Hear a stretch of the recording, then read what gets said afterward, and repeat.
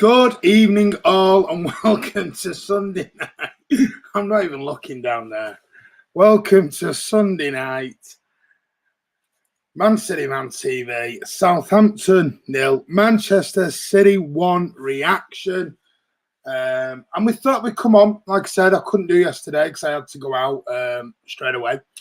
But we thought we'd come on and do it this evening with a few guests, talk about our 1-0 win away at the Saints. And as you know, there's been a few games since then. I'm just going to say a few hellos before I bring the reprobates in. Dupe, great performance from Sitter. Hi, guys. Adam Quinn, Jack Lee's on. Hello, mate. I think our defence is sorted now. However, we need a new striker. There's a bear. You know what in the woods, mate. We have to accept we aren't going to blow teams away this season. It's mind change for fans this year. As long as we keep tight at the back, we'll hopefully go on a winning run. We'll be okay. Good evening, all, says John Grogan. Hello, buddy. Hello. Love we beat the Leeds scum. Yeah, scored it. Mate, I'll take the 2 at the minute. Never mind the 6. Jonas Mossin says hi. Nahemiat says hello. How are you? Yeah, he knows zeros today. Zeros. Right, let's get in. Let's bring in some of the guests that are with us. All the way from over there, from down under, is Mr. Alan Howarth. How are you, mate? I'm really good. How are you, Martin? Not bad. Not bad at all, actually. Are you gonna do zip it right to the top like John Stones? Zip right to the top. We'll get it up. There we go. There we go. Proper mank. Proper mank. Yeah, absolutely. All right, there you go. You all right? Yeah, I'm really good, actually. Yeah, weather's a bit better today because we've had a bit of dodgy weather over the weekend. It's been very patchy, but it's sunshine today. And I'm over in Hobart, Tasmania, at my parents' and my sister's place. So, all good for Christmas. Good. And we've got Carl. How are you, mate? I'm well, Martin. Hi, Alan. Hey, mate. Well. Again, I'm good. It's a little cold over here. It's about 3 or 4 degrees, with snow on the ground. It's looking Christmassy. Got the Christmas tree up. Good win for us. Looking forward to the Christmas period. Good. Winter's coming, says Leonard. So, guys, let's get into it then. Where's Chris? Go ahead. Who? Chris. Who? Chris. Don't know anyone called Chris. The Ginger Prince. The Ginger Prince. Let me just do some. And here he comes, the Ginger Princess herself. Spelling right and everything. I'm most impressed. Right? He's got his to go right to the top, Chris. Have you noticed? He's an idiot.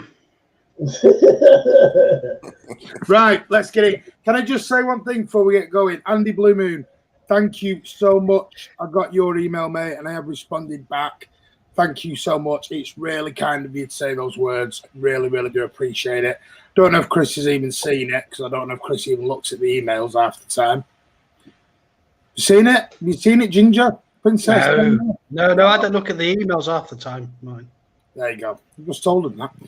Epic yo. Carlos, some fashion, I say. Spurs gone Spurs. Who would have thought of that? Sean Leo is devastated, but there we go.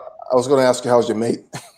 Leo is devastated after last night's result. How very Spursy. That's all I can say. Do us a favour, Alan. Turn your sound down because you might have sorted out a little bit. You've gone dead sort of crackly now. Oh, right. It sounds really loud now. Just 1 second, stay there. Breaking news, one day Alan will start his sound out. Abdullah, hi guys, how are you? Hi Cal, Chris and Alan. Hi guys, the plan is complete. Cheers guys. A 6-pack soon to be revealed. Hang on, where are we going here? Chris, you wearing your big undercrackers? Always, mate. It's winter. Abdullah, we must spend in Jan, otherwise the board are setting Pep to not getting top 4 and getting him sacked. This board will never sack Pep, Abdullah. Never, ever sack him. We will win the league this year. About time teams are going to fear us. You've got a very good chance of it at the moment, mate, because you're doing something we're not. You're scoring goals. and conceding. Well, hey, I wouldn't mind conceding 2 if we score 6 at the other end, Carl. I really wouldn't. Defense wins championships, Martin, not goals. Last year we had 102 goals. We've still lost. Keep the defense tight. Keep the defense tight.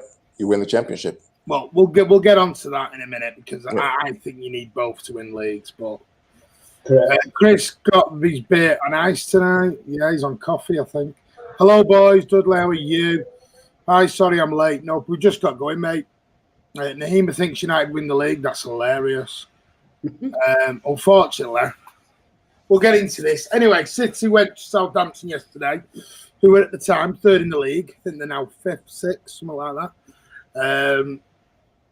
And I was quite happy with the starting 11, if I'm totally honest. Starting 11, I was quite happy with. Maybe would have liked Foden in, but quite happy with the 1-0 win. I thought we played really well first half. Thought we started off with a little bit of tempo. The first time we've done it in a long time. We had tempo. We had a little bit of aggression. I was quite happy. First half, overall, really, really happy. Good goal. Really good goal.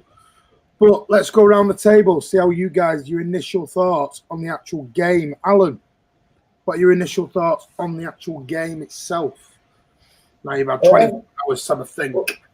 Well, the bottom line, we won, and we needed to get 3 points. That was and I wasn't too worried about anything else but getting the win and getting back on track. I thought the performance was up and down during the game. We were good in patches. We started off really well. Then I thought Southampton second half dominated possession, but we attacked on the break quite well. We just didn't take our chances when we had them. But overall, I thought defensively we were awesome. Again, John Stones, brilliant. And, obviously, Diaz has made a huge difference to everybody, whoever plays next to him. He has made a huge, huge difference to us. I thought that Walker was very good. I thought Joao Cancelo was indifferent first half. I thought he got sort of hammered first half by World Cup, but second half we seemed to sort that out. But overall, they got the 3 points, and it was a good win against a team that are actually playing quite well at the moment, and they're quite a strong team. So, considering the situation we've been in, as far as scoring goals is concerned, we can improve on that. But it's a start. After considering West Brom game and the United game. Sorry, can I just think, Chris, what you wearing there, mate? A hoodie, why? Look like, is it a zipped up one? Yeah, it's a zip-up hoodie, yeah. Oh, is that not a coat? A jumper. More of a jumper than a coat. I've never worn a jumper with a zip on it, mate. Haven't you? No. People and all that. It's not waterproof, mate. This ain't waterproof. Believe me, this is not waterproof. Carl, your initial thoughts on the game yesterday? So I thought we were going to play a double pivot. I was glad to see that Gundogan is actually playing the free 8 on the left, which was much better. So that made me happy. Good control, good possession in the 20 minutes or so. Wasteful at times. That game should have been 2 or 3-0. But what made me happy was the fact that Southampton are a really good team. I mean, a really good team. Let's not kid ourselves. They're a good team. They're up there for a reason. And we scored a goal. We didn't concede. Last year we conceded. Even when we won 3-1 2 years ago with Vinny, we conceded a goal. Again, Zinchenko calls that issue as well. So for me, it was a good performance against a very difficult side away in the Premier League. It's funny because it's crazy to think that City currently have the best defense in the Premier League. That's weird, right? I mean, if you look at the Leicester game, take out those 5 goals, we've considered 6. But even with the 5 goals, we have the best defense currently in the Premier League. Oh, it was joint best. No, right now we're best. 12 goals conceded. Next is Chelsea with 14. So, you build your foundation on a strong defense, and then you build upon there. And I think the goals will come. Give it time, the goals will come. I have a remedy for the goals. I can share that later on. But, I was pleased with the game. A 1-0 away at Southampton is a good 3 points. No team has gone there and not conceded, by the way. No team this season. So that was good. I'm optimistic. Good. Chris? Yeah, I thought it was a good game, mate. Like you say, good tempo. Great to play a team who actually wanted to play football against us. Thought that made it for a good spectacle. Thought Southampton tried, and they had a couple of very good players, I thought, in their team. And they got the best striker in the world in their team as well. Well, yeah, apparently. But I think that, you know, a 1-0 win is decent, you know, when we're in this sort of a run, you know. And this clean sheet thing is becoming the new 5-0 that we used to get, you know. It's now we're on to, you know, getting excited about keeping clean sheets. And everyone likes clean sheets when they go to bed, Martin. So, yeah, I'm happy with it. I'm happy with that performance, mate. Clean sheets at bed. Easy, yeah. Hey, Ancelotti, he's God. I was waiting out. So I was talking to Kai yesterday. Yesterday he sent me a text message. We were talking about Everton and the game coming up, and interesting conversation. It'll be a tough game, that, against Everton. I mean, I've got to say, they only played Arsenal, though. Yeah, that's what I was about to say. They're playing Arsenal. My day. I spent all morning watching, you know what channel, watching their reaction, and even the guy in New York's just moved over their troops. Oh yeah. Anyway. Yeah. I'm going to say, I thought it did make a difference having a team attack us for a change. They wanted to have a goal. Yeah. They weren't going to stick two banks of, you know, bank of five, bank of five, and hope we can go with it and see what happens. That's what was really, really refreshing. What we've got to do now is turn it the other way and work out how we can beat teams when they do play two banks up against us and it's a brick wall and we have to do it. But hopefully we can come to that when we hit it again. But it was really refreshing for me. Southampton, like Carl said, very, very good team. I did say that on the Friday Night Social. Said this was not going to be easy. They seem to have a better away record than they do home. They've now lost, I think it's 3 or 4 games, and 3 of them are at home, all at home. They seem to be capitulating a bit at home at the moment, a bit like Man United. Can't win at home at the moment, even though they got a great win today. But Alan, can this push us on for the rest of the season? Because what I did like Carl said, there was no double pivot yesterday. Gundogan was used in more of an 8 role rather than a 6. We're having 2 6s, which I've got to say, and I've seen a lot of people have a go at Rodri. I thought he did a lot better yesterday. First half, he was a bit getting in everyone's way. Second half, I thought he stopped a lot of the Southampton balls coming through anywhere. I think, Martin, you raise a really good point here, buddy, because I think the more we play a double pivot, the more he has a crutch. The more we play a single pivot, he has to learn to play that position. And in the second half, he was much better than the first half.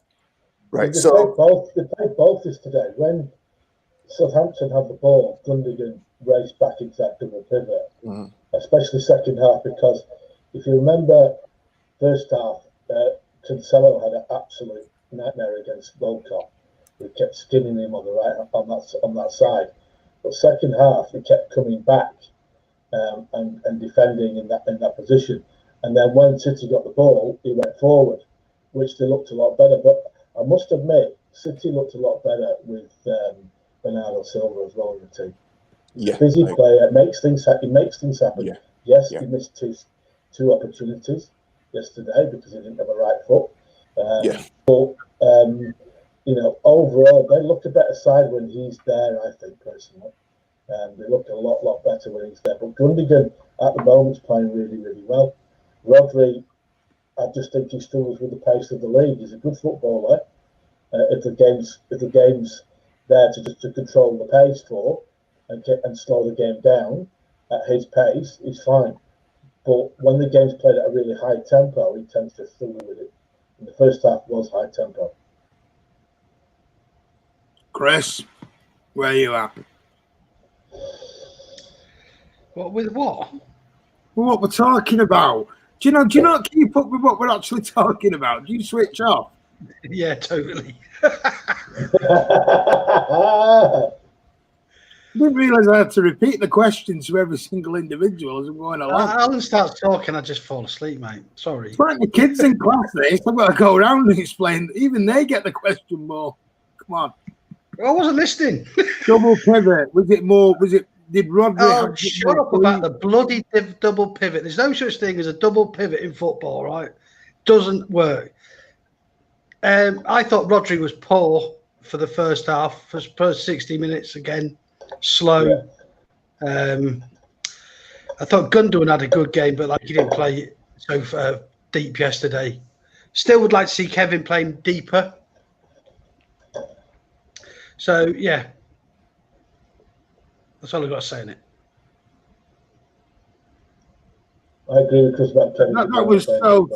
I mean, look at Rodri last year. Didn't have somebody next to him last year. And had quite a decent season, Rodri. We weren't all slagging him off last season like we're doing this. I'm not slagging him off, Martin. I'm not slagging him off. You are. Yes, you are. Don't tell lies. You tell me. You said you'd tell him earlier. No, I've always said. Don't get mad about that now, sunshine. The thing with Rodri, he struggles to deal with the pace of the game in England. He's a good footballer. He's very good. Yeah. He's more suited to play the Italian, the Spanish type pace of games, and I just think he struggles with it. Don't think he struggled that much last season. It's this year he is. But that's what I'm saying. Is it this because he's got this double pivot next to him? Why all of a sudden he is? Like I said, is it somebody's in his way now? I don't think it's any different to last season, personally, Martin. I don't think there's any difference whatsoever. Yeah, for this Southampton game, first half, I thought he really struggled in the first half. I think that he wasn't helping the fullbacks when he needed to. He was getting caught in the wrong positions. But when Gundogan's next to him, it seems to be better there. But Gundogan played further forward yesterday. Let's go on to have a chat about Bernardo Silva, because as you saw, I gave him a lot of stick over the last couple of weeks.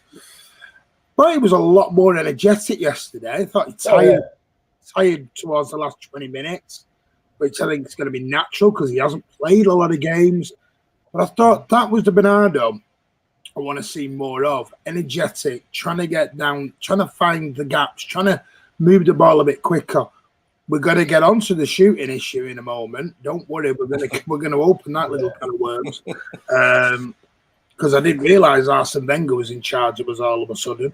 But Chris, Bernardo Silva, a lot more encouraging from him yesterday, wasn't it? It needs to run the games, I think, mate. That's all I think it needs, just to run the games. Looked a lot more dangerous than what we usually have on the right-hand side. As always, put in a lot of effort. You can never knock his effort, even though he might not have had the best games. He had a really good game. And he's definitely, as we've seen in the past, mate, he's definitely a player who can take City places on his own, mate. He's a really, really good player. Yeah. Alan, Bernardo? I just think we're a better side when he's in it, I'll be honest, especially if he keeps his energy levels up. I think his busyness helps us on his link-up play. He moves the ball quicker than other players. And that's one thing that I noticed yesterday. If he can just get Kev to move further back in the field and play a deeper role, I think we'll dominate games more. Yep. Carl, where are you at with Bernardo yesterday? Did you think he much improved? He needs to start Tuesday. He needs to run the games. He has to start on Tuesday for me. He needs to get back to the speed of the game. And the point that Alan made about Kevin being deeper, for me, Kevin has to play deeper. I think playing Kevin too high, doesn't give us the dynamism we need in midfield. Kevin has to play a little deeper. With Kevin and Bernardo playing deep with the run of games, I think we'll be fine. I really think so. Yeah, I agree. Yeah. I agree. You know what I want to see in the future, Martin? If you ask me today, if we had a Champions League final tomorrow, everybody was fit, right? The front three would be Jesus, Aguero, and Sterling. Left, middle, right. Yeah. I think those three would give us the potency, the power, the sharpness and dynamics that we need, and have Kevin, Bernardo, and Rodri in the 3. Seriously. But that's a discussion for another day. But really. Oh, no, we can get into that because I'm going to come on to Sterling. No, we need to have the full potential, the full gamut of our strikers going forward. None of this, inverted winger coming right with Mahrez and then maybe have Varane on the left who's learning to play the Premier League. Play your 3 best strikers up front and let's just go for it. Is Sterling our best striker though right now? Traditionally, he is. Traditionally, right? Traditionally, he's been, right? He scored a goal yesterday. I would play him on the right and play Jesus on the left and Sergio through the middle. Okay, you mentioned it, so we'll go down the road a bit then. Yeah. Sterling, yes, he scored. Admittedly, the only goal of the game which won it us. Yeah. But other than that, I thought it was bobbins. I agree with you. And I agree. He runs down cul-de-sacs. Agree. Again, for me, it's playing him on the left. He's going to run down the cul-de-sac. He did it on the right against West Brom, though. He wasn't as back, but he set up a goal. It's the assist, right? On the right. Against West Brom. Yeah. So he will have those moments, but he's a better player on the right than he is on the left. For me. I think at the moment Sterling's playing like he did with Pellegrini, where that awful season at the moment. He does run down cul-de-sacs. He doesn't get his head up at times. And we're paying 350,000 a week to someone that only can kick with his right foot. He certainly can't kick with his left foot, that's for certain. Yeah, he can't. Can't. No, he can't. And when he's in that kind of form, to me, I wouldn't have him in the team. I really wouldn't. I'd rather have Jesus on the left hand side than him. I'll be honest with you. My issue is here with Sterling. I'm not trying to scapegoat him at all. I think he's a brilliant player on his day, one of the best. But you drop Laporte because he's out of form. Correct.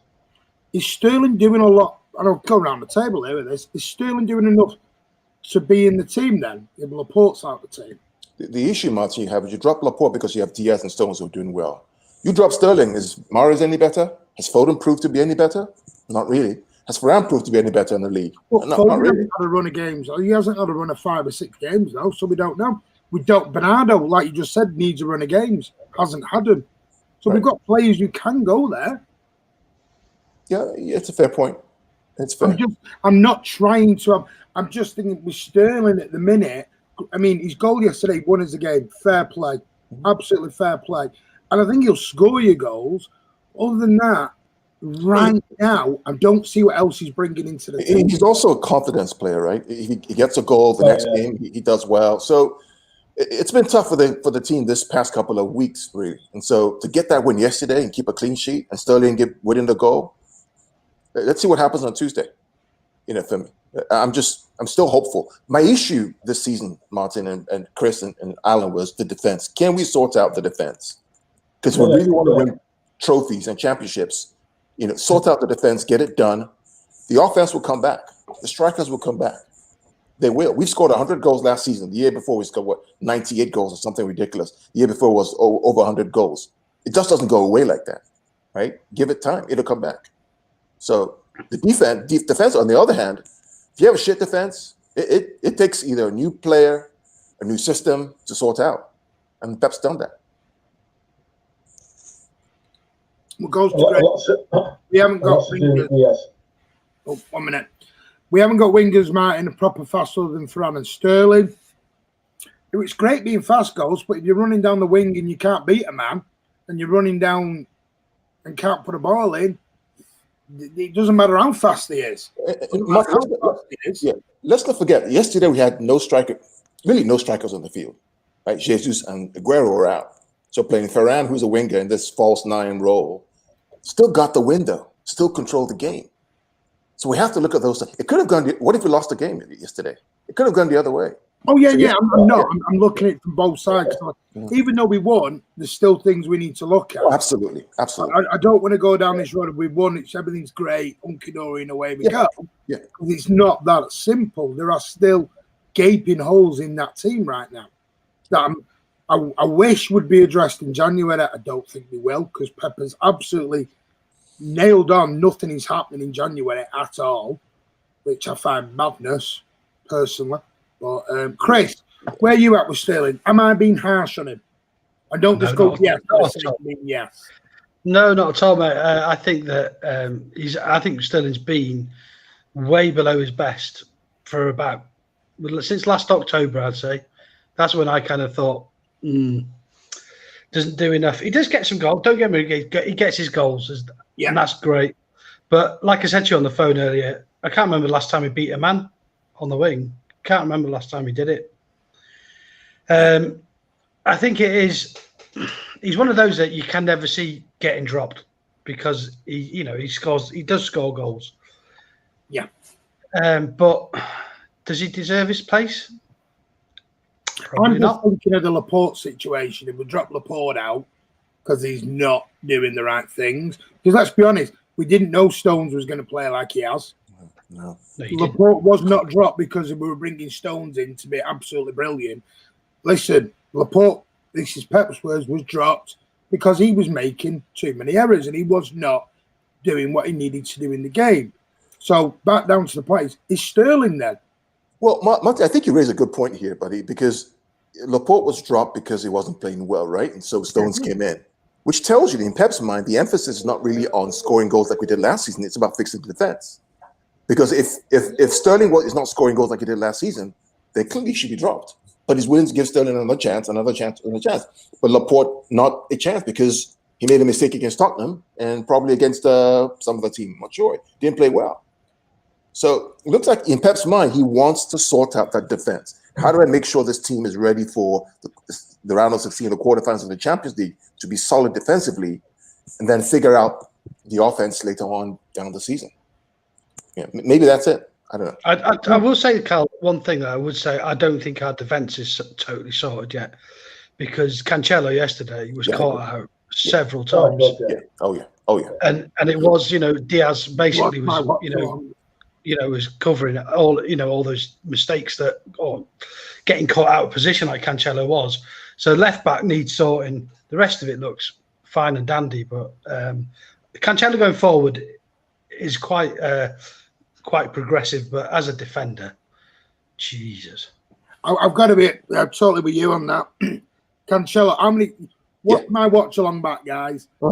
15 times I kept saying, is Diaz playing left back because he was covering Cancelo left, right, and centre.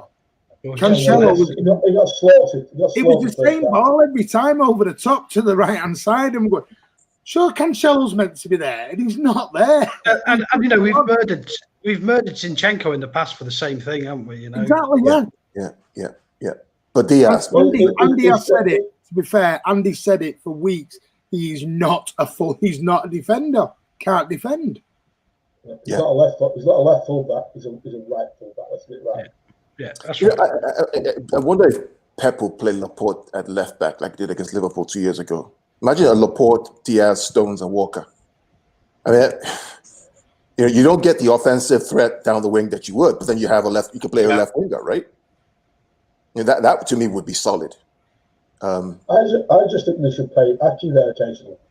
I agree. Because at least he's got a left foot and he offers us more balance. Yeah. We've got him there. He can play centre half as we know he can, but he can also play left fullback when he needs to. Yeah. And Cancelo is a right fullback. Yeah. He should rotate the Walker on that side, but he should be playing on the because when he gets in the attacking positions, he can't cross it with his left foot. He can't. He has to cut all the time with his right foot. Yeah. To be fair, our only left back we've really got is Mender. Yeah. We've got Cancelo and Zinchenko. Zinchenko is not even a defender. He's a midfielder. And Cancelo is not left-footed, he's right-footed. So we're going back to with this left back, like Chris said, the left back position, it's still square pegs in round holes all the time. And it is fine, but Mendy's fit and Ake can play left back to a very good standard. So why I think the reason why Cancelo's playing there is because he offers something going forward better than the other two do. Jack Lee makes a great point here, and he does remind me of it a bit. He does remind me of Kolarov. Yeah. Well, no, because Kolarov had a good left foot to cross it. No, but what I mean is he was good going forward. I know what Jack Lee means. Good going forward. Absolutely, Bobbins going back. because you knew about Kolarov, and I'm sorry, I don't. You know, Sharon Latham's watching. I do apologise there because I'm gonna. I told you Kolarov's never been my favourite, never will be. Like I said, I think it was when he gave the Colin Bell stand the middle finger. I think that sort of went down like a shung sack of spuds. That one with people. Yeah, Kolarov and the fans had a funny relationship. I think they always did. Yeah. They never seemed to gel, really. I will be honest with you. But Chris, you make a good point. Aki, where is he? Where is Aki? Why is Aki not being given more chances? I don't know, mate, if I'm honest with you. The only thing I would say is that he's coming back from a hamstring injury, which might, you don't want to be testing that too much. That's the only thing I can think of. He's obviously very happy with Diaz and Stones at centre-back. Oh, I mean, we'll get on to them, yeah. So, that is limiting his chances when those two are playing as well as they are. Alan, and I'm going to go around the table. Diaz and Stones, is there a better centre-back pairing in the whole of Europe right now, never mind the Premier League? Well, it's certainly the best we've had for a long time, to be fair. And the common denominator here is Diaz. As soon as he's come in the side, they look calm and they're collected, and he organises them. If you remember when Company was playing for us and how much he used to put up calmness in the defence, as soon as he went out, when Company went out, it used to be like the Keystone Cops at the back. He was just panicking everywhere. And that's what I used to notice when Company wasn't playing. But with Diaz has come in, he's done it straight away. First game was against Leeds, and he did it. It was just everything was calm. He was talking to everybody. And with John Stones, we all know John Stones always needs someone to talk to him during the game and keep him calm, make sure he's in the right positions all the time. And that's what's happening at the moment. Because even if Aki plays there, it's the same thing. The Diaz is the key here. If he stays fit, City will defend well. Simple. Because he's the lead at the back. Yeah. Right, Carl. If Diaz to sign for Liverpool, you wouldn't have heard the end of this by now. It would be plastered all over the New York Times. It would be all over the Sun. It would be everywhere. Think about this. So I look at Diaz like this. He's what, 23, right? 24? Yeah. Right? I mean, is it a fair stretch to think this guy could be the captain that we really need? I mean, a captain that is, right? Yeah, absolutely. I'd have him as captain. It's just incredible. And don't forget, this guy was got the Man of the Match award for the final of the Nations League last year. Final game, he bossed it. So that's a good buy. I mean, Matthew, you called it months ago. Diaz, KK Diaz, right? You called it a couple of months ago. But dude, he's a joy to watch, to defend. Yeah, he is. His calmness as well. He's very calm on the ball. Making a huge difference to us. Huge. And John Stones looks a different player. He does hands. You've got to hold your hands up and say, well done to him. I mean, he's got his place back. Sorry, let me just make sure someone's in the actual vlog and not typing away in his own little comment over there. I'll tell you when Diaz came on my radar, and I'm not trying to be a all here or anything. Manchester United were linked with him about 18 months ago. Quite a while ago, they wanted him in Benfica. And I will be honest, it was watching the United stand. I thought, you know what? I'm going to have a look at this guy, see what he's... And I thought, he'd bang on for us. Bang on. And I did. I started beating his drum when I come on the channel, and I really wanted him. Yes, did I want KK? Yeah, but I wanted KK and Diaz. And Alan, you can do that if you want, mate. I've got video evidence, unlike you, who's going to owe me 50 quid when Messi doesn't sign in January. So make sure you do. I just think he's cool, calm, collective. And Chris, should he be, right now, should he be the new captain? No, not yet, I don't think. I do think he's going to be the captain now. I really do. Yeah, I do as well. Maybe as soon as next season. Maybe as soon as then. I think he's made a hell of a difference. He looks so composed. Fantastic buy. best buy for a long time in Yeah. my book. Yeah. Kex O'Neill, turn up for this 3-1, bud. I've answered Kex, mate. Don't worry. I mean, Martin, to your point, if Diaz played for the Rags, I mean, you would hear superlatives out of Mars about how good this guy is.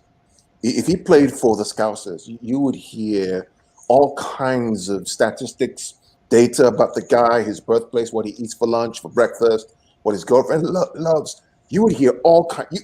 New York Times, Washington Post, The Guardian, Independent will carry all the stories about this guy.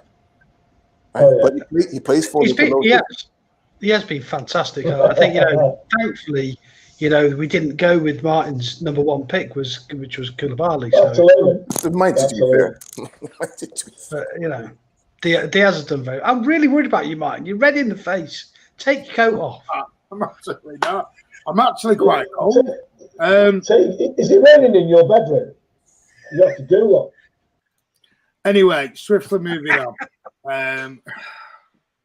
Doopy says, remember, we've got Stefanovic coming in, John. Mate, that is exactly the same as what we're doing. Sign a youngster, bring him in, send him on loan, sell him on for profit. That's where that's going, mate. Let's not get giddy about Stefanovic coming in. Anyway. Messi's coming in. Yeah. Messi is not coming in, so let's not get down on that. We'll see. Well, apparently PSG have come in the running now as well. They were in the running last time as well, but we won't be going there now, I'm telling you. Yeah, a bit like Dani Alves was signed for us, and then he disappeared off to PSG as well, mate. Yeah, so let's not get giddy on this one. Yeah, but PSG have Mbappe, they have Neymar on the books. How are they going to afford Messi as well? Unless Mbappe goes. I don't. The owner with more money, who's got a load of money, who will put it in. FFP doesn't count for PSG. They've got 2 members on board. You know this, Carl. It doesn't matter for PSG. They've got Neymar who just buys himself out of his own contract, and they loan him the money to do it. Yeah, Chris can't stop paying Martin. I know. I'm starting to get a bit worried. You ought to be. Liking what you've seen, sunshine.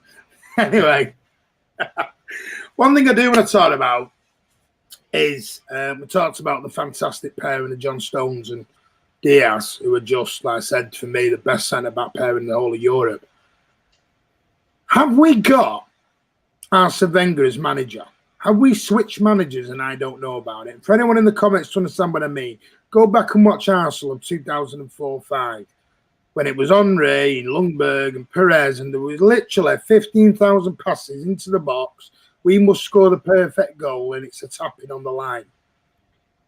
What is going on forward-wise? Because yesterday I saw Bernardo Silva fluff his lines completely. Then in the last minute, 4 of them are dancing round, passing to each other. I didn't know what was going on. It got to Mahrez. He blazes it over the bar. Everyone's going mad at Mahrez, but no one said anything about Kevin. No one said anything about Raz. No one said anything about Bernardo. Bernardo could have had a hat-trick yesterday if he just learned how to put his foot through the damn ball. What? Are we trying to score the perfect goal? Well, after Alan. I'll talk after Alan. I was watching the game and just like shaking my head. The one thing I'll say is, when you watch, and I hate to say this, when you watch Liverpool, all their forward 3 and even their midfield players, the Scousers. Don't swear. All right. Every time they go forward, they don't think about shooting. They just shoot, and they shoot early, so the keepers are not aware of what's going on. All of them shoot. All of them shoot early. Bernardo yesterday, when he got clean through, he whacked it to his right. He whacked it onto his right foot twice, and then fluffed his lines. Instead of hitting it first time when the ball came to him, I think the only person that hit it first time yesterday was Miles, who ballooned it over the bar. But even then, Bernardo on his left foot should have pulled the trigger. And Sterling did it a few times where he kept dragging it to his right foot, and everyone just knew what he was going to do. We don't shoot early, and that is the biggest thing with City. At the moment, we're playing a passathon Arsenal style, trying to walk it over the line, instead of getting to a position to shoot. I don't care. I don't mind if people shoot and miss, long as they're shooting. You know, and at the moment we're not shooting quick enough. That's the problem. One Carl. No, I think Alan has a fair point. In fact, I was pulling my hair out, what was left of it, when we had 1,000 passes within the 6-yard box. You know, what it looks like. It's like they're playing a game with each other. But the thing is we actually have, these guys are midfielders, right? So their natural inclination is to pass. Pep loves to pass, right? Remember the whole phrase of the extra pass. You didn't have a striker out there yesterday. Jesus and Aguero are missing. Jesus won't take an extra pass. Aguero won't take an extra pass. Sane, if we had him, probably won't take an extra pass. Even if friggin' Ferran Torres, he went off the field, probably won't take an extra pass. He had to mention the bloody S word. I had to, right? Because that's the benchmark we've set for the league. Hey, right? don't mention him to Bayern Munich at the minute. Oh, geez. Let it go. Martin, I have a theory about what's going on with the S man. Oh, go on then. So here's my theory, and again, this is just my thought, right? So 17-18, we play Sane on the left, wide left, right? Yep. Running down the wing, beating the opponents, trickery, cutting in, goal. 18-19, we started to play this inverted winger. Pep wants him to start playing left side of the inverted winger. Wait, hear me out, right? He struggles, right? Because he can't adapt. Pep drops him. He goes to Bayern Munich, and right now he's supposed to play an inverted winger. He's struggling as an inverted winger. Goes to Germany, same thing, inverted winger. He's struggling. I don't think it's just that. I think there's a lot going on at the moment at Munich, man. I've never seen a manager glare at a player like he did yesterday when he came. It was terrible. That was like, you were just not playing for me again. That look, he was like, get off the pitch. 30 minutes, Martin. He came in at 25 minutes. He left at 50 or 60 minutes. He was out. I've never seen a sub get so. We're talking Sane here, 50-odd million, 400 grand a week, got subbed into some ball. It was like sub. It was like, anyway, I don't want to go on to Chris. So about the passing, I think the issue is too many midfielders, the perfect touch, trying to score the goal, and they were afraid to miss. Passing responsibility of somebody else. What you just said there, they're now in their heads afraid to miss. They're afraid to miss. Yeah. Remember this, though? Yeah. That's what happens when you do shoot. Well, to be fair, Gundogan and Rodri both had long shots, and they were good efforts yesterday. Kevin flipped his lines, but at least he hit the ball first time. We all know Rodri's the scapegoat. We don't hit the ball first time, eh? Rodri's the scapegoat at the minute. Yeah. He is. And to be fair about Rodri, I was frustrated in the first 20 minutes with him because missed passes, wasn't tackling. But the second half, when he started playing as a single pivot, he grew into the game. It was quicker, passing was crisper, was playing well. Yeah. I think he needs time. I think he just needs time. Listen, if you want to watch Rodri, go back and watch that West Ham game last season when we beat them. Go back. That is Rodri at his best. That's what he does. Set a record since stats have begun of passes, and they were not all sideways passes. He ran the game from start to finish. Well, how do we get him back to that? You don't play someone next to him. You don't play a guy next to him. Correct. There's no need for Fulham and West Brom to roll out. This is what I don't get. This is why I'm a bit amazed. Southampton attacked us. Difficult place to go, and we don't go with a stupid double pivot. And it is stupid. It's like a bloody basketball term. Who the hell brought this into football? I do not know. But they need to be bloody sent away somewhere on a deserted island and left there for the rest of their damn life. But somebody else, Fulham, bottom of the league. West Brom, bottom of the league. And we roll out with a double pivot. What is going on? Do me a favour. Rodri last year had nobody next to him. Now he has. Martin, remember the game? Piss off to whoever's next to him. I don't want him here. Disappeared up the field.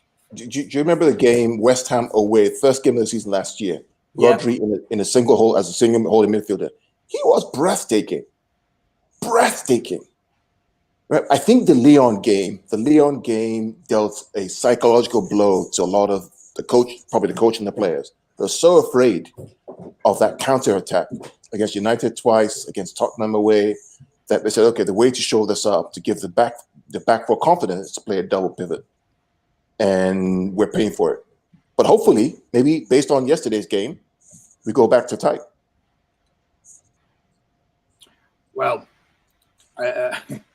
good point. Do we revert back to tight, or was it just because the team attacked us where we changed it up? Are we going to roll out? No, I'm not going to include Tuesday night. Tuesday night will be a completely different team, completely different everything. It's the Carabao Cup. It's against an Arsenal side that is absolutely on its knees, and I mean on its knees right now. So I don't care what anyone says. Arteta's 1 or 2 results from the job centre, I'm telling you. Yeah. They're not going to take the chance of going into a relegation battle, and they are very close to a relegation battle right now. Yes, Arsenal are, which is I don't know what's going on at that. I said last year it was the wrong club. It was a mess of a club to go into. But listen, no, John Grogan, we do not need Samaras back. Don't. I'll tell you what, though, it does have a touch of a feeling with Stuart Pearce season at the moment up front, doesn't it? It does, actually, yeah. It does have that touch of Stuart Pearce's season at the 06 season. Like, what is going on? Oh, was it? I can't remember what season it was. But it just, like, we just kind of backside banjo at the minute. Feel like we've got Samaras and Karadi up front at the moment. Let's give it time. Let's give it time. We're still, let's give it time. It's a weird season. Let's just give it time. We've been guilty of trying to pass the ball into a net for a long time, mate. This is nothing new. It's just that we're not taking the chances. It's a phenomenal amount of chances we're missing. It's weird. I apologise now for. If you look at it, we create more. Usually, last few seasons, we create more chances than any other team. Yeah. But we need that to score the goals we've got, because now we're playing games where we're only creating 6 or 7 chances a game, and we were creating, we were creating 6 times more than that in normal games, and we're not clinical. You look like Leicester, for argument's sake. And I hate to say it, United at the moment have got centre forwards that can sit the ball in the back of the net. It's a confidence thing, though, Alan. Is it? That's all it is. It's just confidence. Yeah. We've got to get Sergio back and keep him fit. Correct. Keep him on that pitch. Correct. I think that psychologically going forward when he's there makes a huge difference to us psychologically. Yeah. Alan, I'm going to be honest with you. I think we need to start looking at life after Sergio now. Well, I agree. Well, we can't do that once in January, or if we can't do it in January, we're certainly doing it in the summer. And we need to start planning for that now. If they've got Ross had a point on the Friday Night Social where we need to sign a stopgap, because I don't think we're going to get a type of Haaland player in January. I just don't think it's going to happen. But who is that then? Who is this? He says Danny Ings. I'm kicking him off right now. No, I think there's one player we can get hold of, and we stick him in. And I've said him before, and you won't like it. Who's that?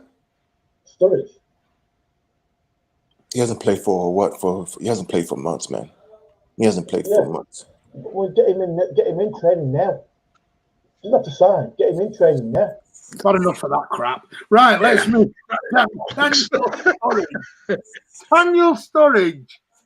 Oh my! But Martin, there is a guy, Atalanta captain Papu Gomez. He may be leaving January, right?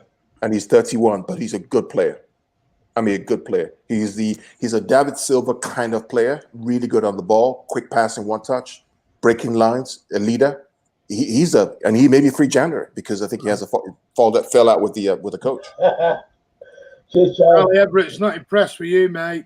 No, he's not. He's absolutely crap. Okay. Abdullah has gone down the Lautaro Martinez and Daka route. Guys, I'm going to make this point. Abdullah, we're not going to get them type of players in January. It's going to be next season. Hang on. Right, stop with this top player. Who's made Patson Daka a top player? Not me. Who has made him a top player? He's in the Austrian league. and all of a sudden now he's Sergio Aguero replacement.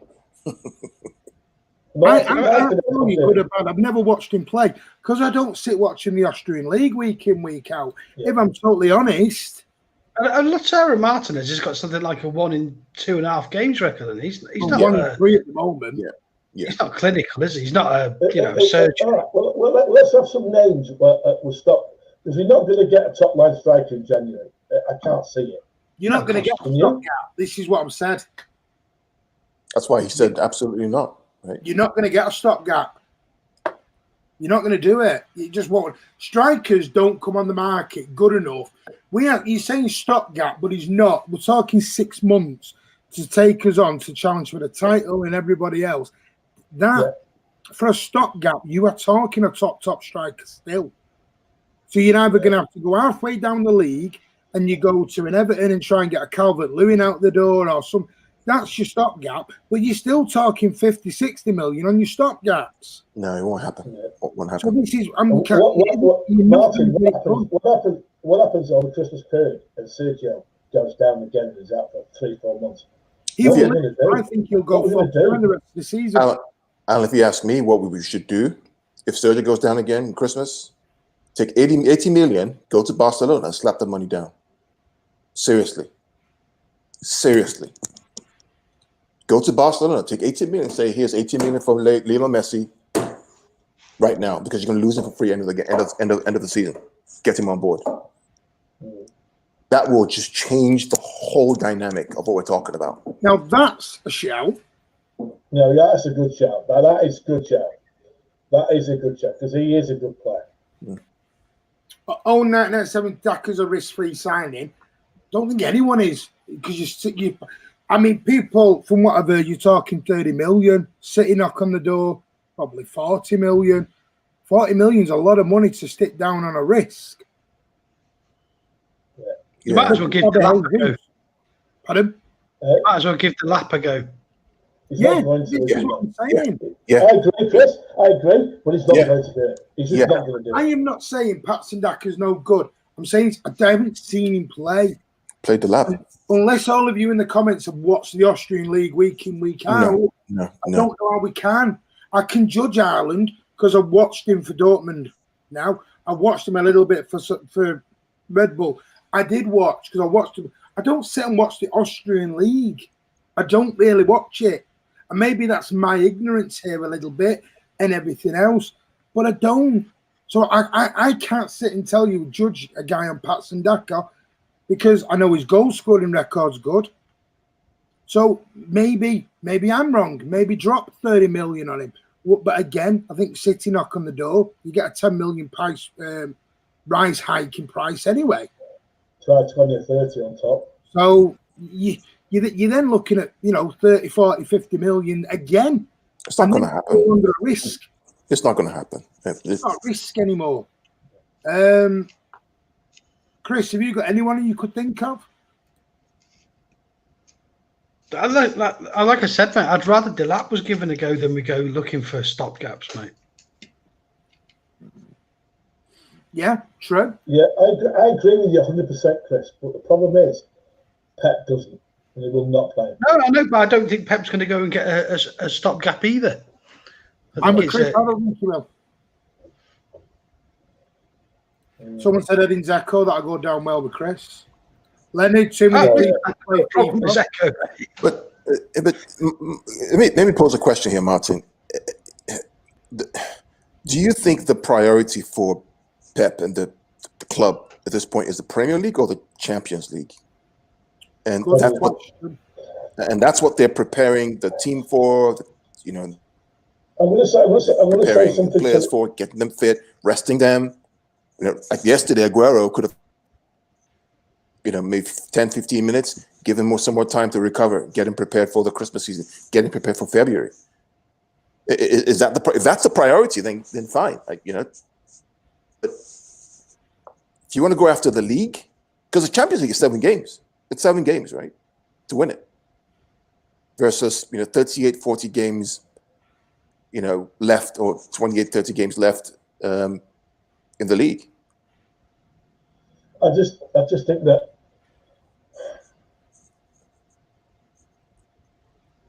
I 18 just million. don't think they'll. Yeah, I'm just wondering what John Grogan means by that. Yeah. Sorry, go on.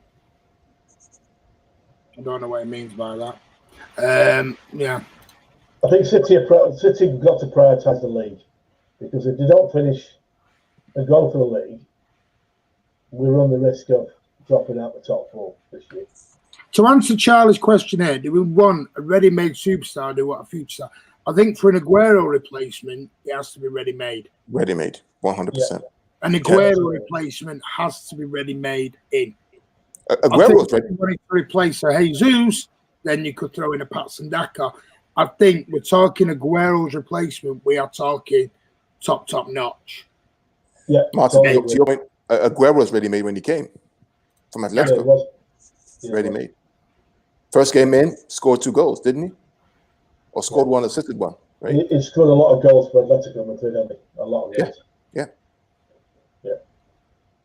Should have bought Suarez. I agree on that. I mean, I've said about Patson Daka being a risk. I've said Messi's a risk. So it's none to do with he's a young lad. I think Messi's a big risk as well. And I wouldn't sign Messi because I think he's the other end of the spectrum. He's 32, 33, he's 33, going to be 34. Sorry. The time's been and gone for me on that. Been and gone. But anyway, what we're going to do now, does anyone else want to say anything on the game yesterday? No, I'm just happy with the win. Just happy we've got the win, and that is the main thing, because the previous 2 games we were awful. That's a tough game. It was a tough game, though. It was a tough game to go to Southampton and win that game. 1-0. I think, I think there's only one person who deserves a special mention from yesterday's game for seeing something that none of us have, can say that we saw. And that was Mike Dean giving Kevin De Bruyne a yellow card for being fouled. Oh, God, no. That was outrageous, wasn't it? Absolutely unbelievable, mate. What a joke of a referee. He has been for many a season, but that has got to be up there with one of his worst ever decisions. He wasn't even looking. You couldn't even see him. It was a ridiculous decision. A yellow card. What a joke. I've never seen a yellow card for someone getting fouled. That is the first time ever in a game of football I have seen a yellow card being given to somebody who got fouled. Yeah, never seen it. I said it during the commentary. I was like, he's a dreadful referee, and he always has been, mate. We're more likely to win the Premier League. I mean, all right, we'll go around and ask that question. Carl's asked a very, very good question. Is Pep, in your eyes, going for the Premier League, or is he setting us up for the Champions League? Carl, what do you think? I think the way he has emphasized defense this year, to me, I think the priority is the Champions League. I think that's, if you look at our run in the Champions League, look at how we played with the double pivot and protection and not conceding goals. Stop saying double pivot. 2 CDMs. 2 CDMs. I think the priority would always be the Champions League. I think that's the one thing we haven't won yet. That's what he wants to win. Yeah. Alan? I think it's the Premier League for me. But he has tried to solve that defensive issue, because the reason why we haven't got past the quarterfinals in the last 4 years is very simply is our defence. Yeah. Especially when you're playing knockout football, you've got to get top two. Carry on. You've got to stop goals going in. Chris, take over for me, mate. Okay. All right, mate. Yeah, I don't think that he's prioritising the Champions League. No, I don't think you can prioritise a cup competition. I think that anyone can, but not anyone, but it's not that easy to do that. But I think there is something in the fact that we're playing at a slower tempo is because we're playing every 3 days, and I think that might be the reason we're not playing at full pelt. I don't know what you guys. Well, Chris, I think you have a good point. I thought about this yesterday, trying to reason or think about why would he not make substitutions in 90 minutes? Is it he's trying to protect the players and keep them fresh for the length of the season? And I think you're right. I think that's what's going on. Yeah, when he didn't get his own way, he's only doing 1 substitute a game. That's what he's trying to do. So the players that are on the bench just rest for the game after. I think so. I think he has to prioritise the league, but he wants to do better in the Champions League. So we had to sort the defence out. To do better in the Champions League, we have to set ourselves up defensively, lot sounder, and he has done that. And we've brought some very good acquisitions in, and we've got John Stones back to himself again. Johnny's amazing. And I'll be honest with you, he's going to get himself a new contract at City, definitely, and he's going to get his England place back. He should. He will get his England place. If he's not the best centre half in England right now, English, I'll show my backside. Seriously. Oh, well, who's better? Who's better? There's none. At the moment, if Gareth Southgate doesn't pick him, he is blind. Seriously. I think I read a stat today. He's played 10 games. It's been 8 clean sheets. He's not given anybody a chance in those 10 games. I think I didn't want to get rid of Stones. I was quite vocal about it, last year. Yeah. That I do rate John, but I didn't expect him to play as well as this. He is phenomenal at the minute. And, I think playing alongside Diaz, they just look made for each other, don't they? Really, really good partnership. Well, I only go on next to Harry Maguire, though. That is the key. When he was the same player playing for England, that is the key. He did well playing basically in the middle of a three, didn't he? When he played in the World Cup. But whether I hope he deserves to be picked again. He deserves it. I think he will get picked again if he continues playing like he is now up to the next international break. Yeah. I'm sure of it. The person who concerns me is young Foden at the moment. When he does get it, he's not showing any consistency at all. Yeah. And I'm sorry, but he has to start showing consistency to get into the City team. He can't just come on and play one game and then he gets picked again and plays awful. That doesn't happen, though. That does not happen. I know, but what is his future at the club? I'm concerned with him. I'll be honest with you. Well, he has to be consistent, right? Or else he won't stay long. He gets picked. It doesn't matter if he plays poorly or badly in the game. He generally doesn't play the next game. Yeah. That's the truth. He doesn't get like Bernardo. He's not getting a run of games in the team. And if you want to see a player flourish, that's what they need. They need some regular game time. I agree. Does he play Tuesday? I think he will. He has to play Tuesday. He has to play on Tuesday. You rest Kevin De Bruyne. Well, I'm hoping Jesus gets over his toothache. Sorry, I'm going to sound very harsh here. Tell me if you ever been into work with toothache. Couple of tablets, in you go, a toothache, and you what? And he's pulling out of games for toothache. Unless he's got a tooth hanging out. Migraine. But I question sometimes when it's toothache. I can't ring my work and go, won't be in today, a bit of toothache. I know it's painful, but I can't ring my work and go, won't be in today, toothache. They'll tell me have a couple of tablets and get your ear end in. It's not sorry, we don't know exactly what it was, do we, Martin? No, I know he took a bang. He did take a bang against West Brom. Oh, he did. And maybe that's what it was. I don't know. Maybe he's got to have some dental work. We don't know. But it's just the way Pep says it. It was like he's not played today, but a tooth. It was the way he said it. I was like, I know he could have said something a bit more substantial than that. Then got toothache. I thought it was a bit. Hey, well, never mind. He never said that. He said he had tooth problems. All right. Well, Dennis Zakaria, I do like. I have watched him a little bit because I do watch the Bundesliga a little bit now. I do have teeth goes to grade, so maybe you need some eyeballs, mate. Anyway, plenty of teeth. One thing I will say, now Zakaria we're going to see definitely in the Champions League. So we'll see how if he is Manchester City, there's his chance to be his trial, his whatever you want to call it. What's the word I'm looking for?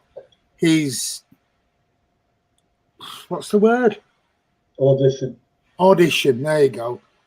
Well, like I said, we don't know if they're even after him. It's just we all talked about Alwar last year, and we're all going, "Oh, this is even the MEM were like, this is Alwar's audition." We never went in for him.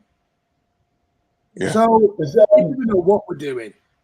How old's Gundogan now? Is he 32 or 31 or something like that? Is he? Yeah, he's around that, isn't he? Yeah.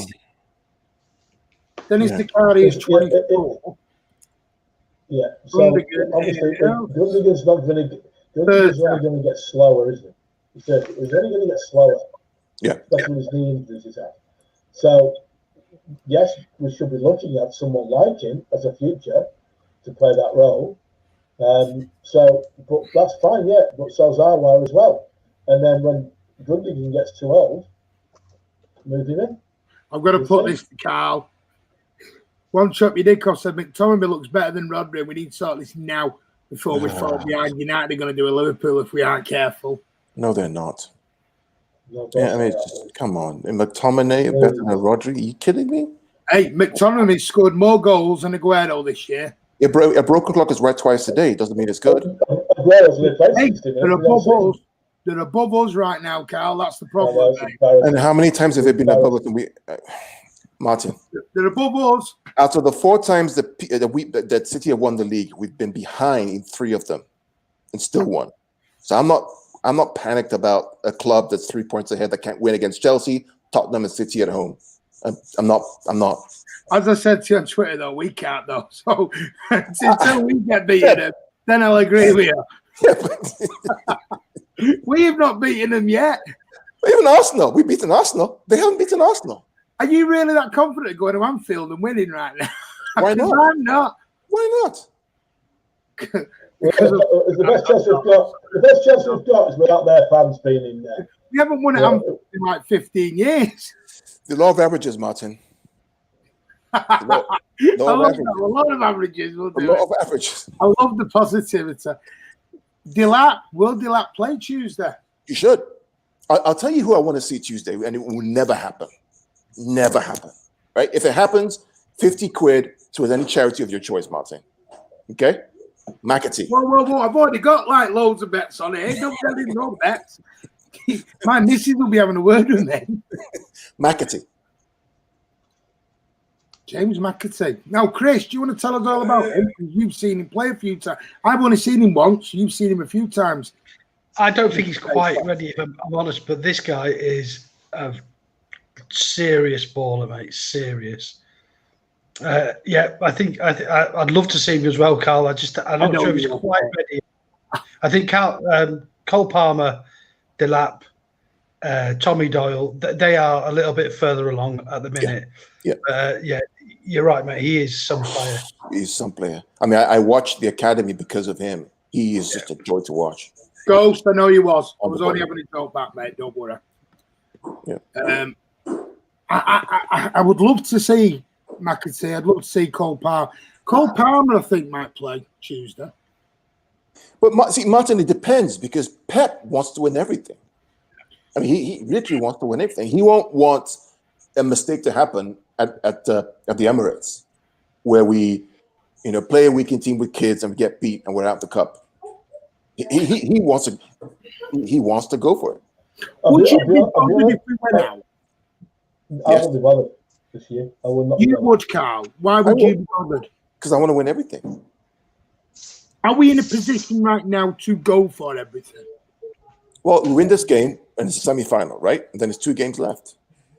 Why not? 2 games left. You win this one, there's 2 games left. Okay, yeah, I understand what you're saying, but look at the Liverpool way of doing it, and I'm sorry for swearing, but they jack off to the sorry, I won't say it that way. They come off. Doesn't matter whether you're in America, Australia, or in Manchester, or in Leicestershire, you will always know one turn. Liverpool cannot 2 trophies, concentrate for the big 2. Yeah. Is that where we're falling down a bit? Are we going to? I don't think so. Have we got a squad to go for all 4? Again, I think because we have 2 games, potentially 2 games left in the League Cup, go for it. You win this game. Next game is what? January? Then it's 1 more game. Or 2 games, depending on if it's semi-final. But just go for it. Win it early, get it in the bag, move on to the next one. On Check Video said Carl is living ignorant bliss, looking at the past success We slept on Liverpool, and we're doing the same with United. But let's take that argument, right? So when we won the treble, the local or the quadruple, if you would, the only difference, the reason why we didn't get to the Champions League final was because Laporte made a mistake in the Tottenham game. You defend properly, you win that game, you're semi-final. He made 2 mistakes, and Aguero missed the penalty as well. There you go. So it's a fine margins, right? If you have a title in front of you, win it. Trophy, win it. Go for it. You can't say, oh, because we want to be like Liverpool, let's slag off 2 trophies and then hopefully no. Win everything in front of you. It's prestige, it's pride, it's money, it's everything.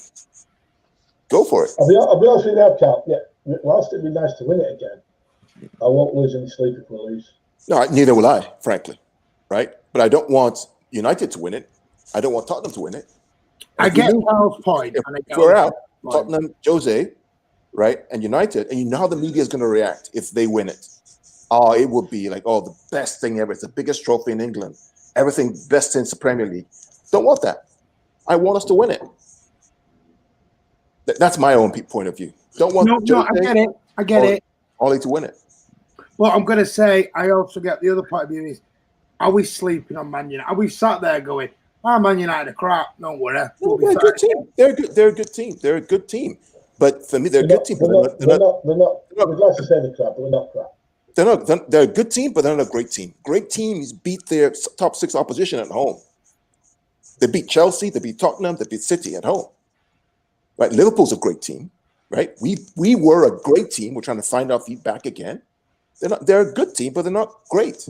They can beat Leeds 6-2. They can beat West Ham 3-2 away. But against the big boys, even Arsenal, right? Lose. Tottenham lost. Chelsea point. Against City, with all our weaknesses, no Aguero, point. At home. So for me, but again, people can come back though. Liverpool, we didn't beat. Tottenham, we didn't beat. United, we didn't beat. Right, but United away, Tottenham away, right? If you have to win your home games. Against Leicester, I agree, we should have won that game. Against Liverpool, should have won it. We got a point. I get that, but we can't. You cannot win a title or consider yourself to be a great team if you don't beat your top 6 rivals at home. 4 of them, not 1, not 2, not 3, 4 of them, in my opinion. Okay, so if we don't beat Chelsea, United, Liverpool, all these others at home, what would we won't win the league. We won't win the league. We won't. We're not a great team this year, period. But we couldn't beat West Brom at home. We couldn't beat Huddersfield at home, and we still won a title 2 years ago, or 2 or 3 years ago. We couldn't beat Everton at home, and we still won the title. Got 100 points. Everton, we always seem to struggle against Everton. I don't know why Everton seem to be. Everton and City always have a very, very good game. I mean, I hope you're bang on right, and I hope we do turn up at Anfield and we do them for the first time, God knows how long. And I hope we do beat Tottenham, and I hope we do beat Chelsea, and I really hope we. I mean, we're going to Chelsea in about 10 days. Yeah. Again, for me, it's about what do you do at home, right? If you go away, you get a point, you lose. Okay, fair play, that's fine. Alex Ferguson used to say, win your home games and try to get something away. That's how you win a championship. Yeah, I disagree with that, Carl. I honestly think winning titles, you beat them away. That season, remember when we beat Chelsea at Stamford Bridge 1-0? Yeah. That was the catalyst for us to go.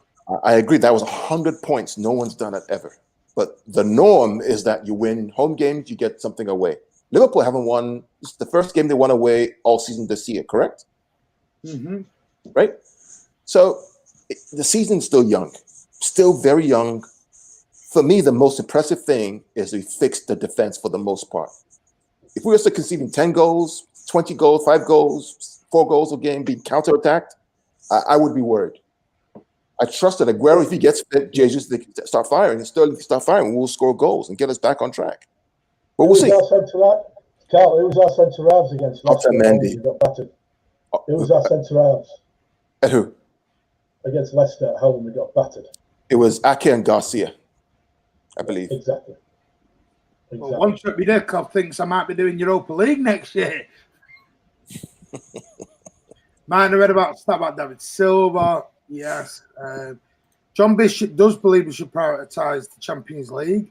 Martin, we aren't Liverpool. You say Liverpool all we want, they're above us.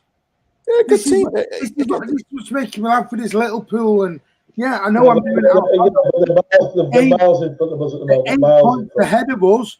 They were nearly 20 odd points ahead of us last year. With a game in hand. Remember last year they were what, 15 points ahead or 14 points ahead at Christmas? Oh, this year's God, what's this?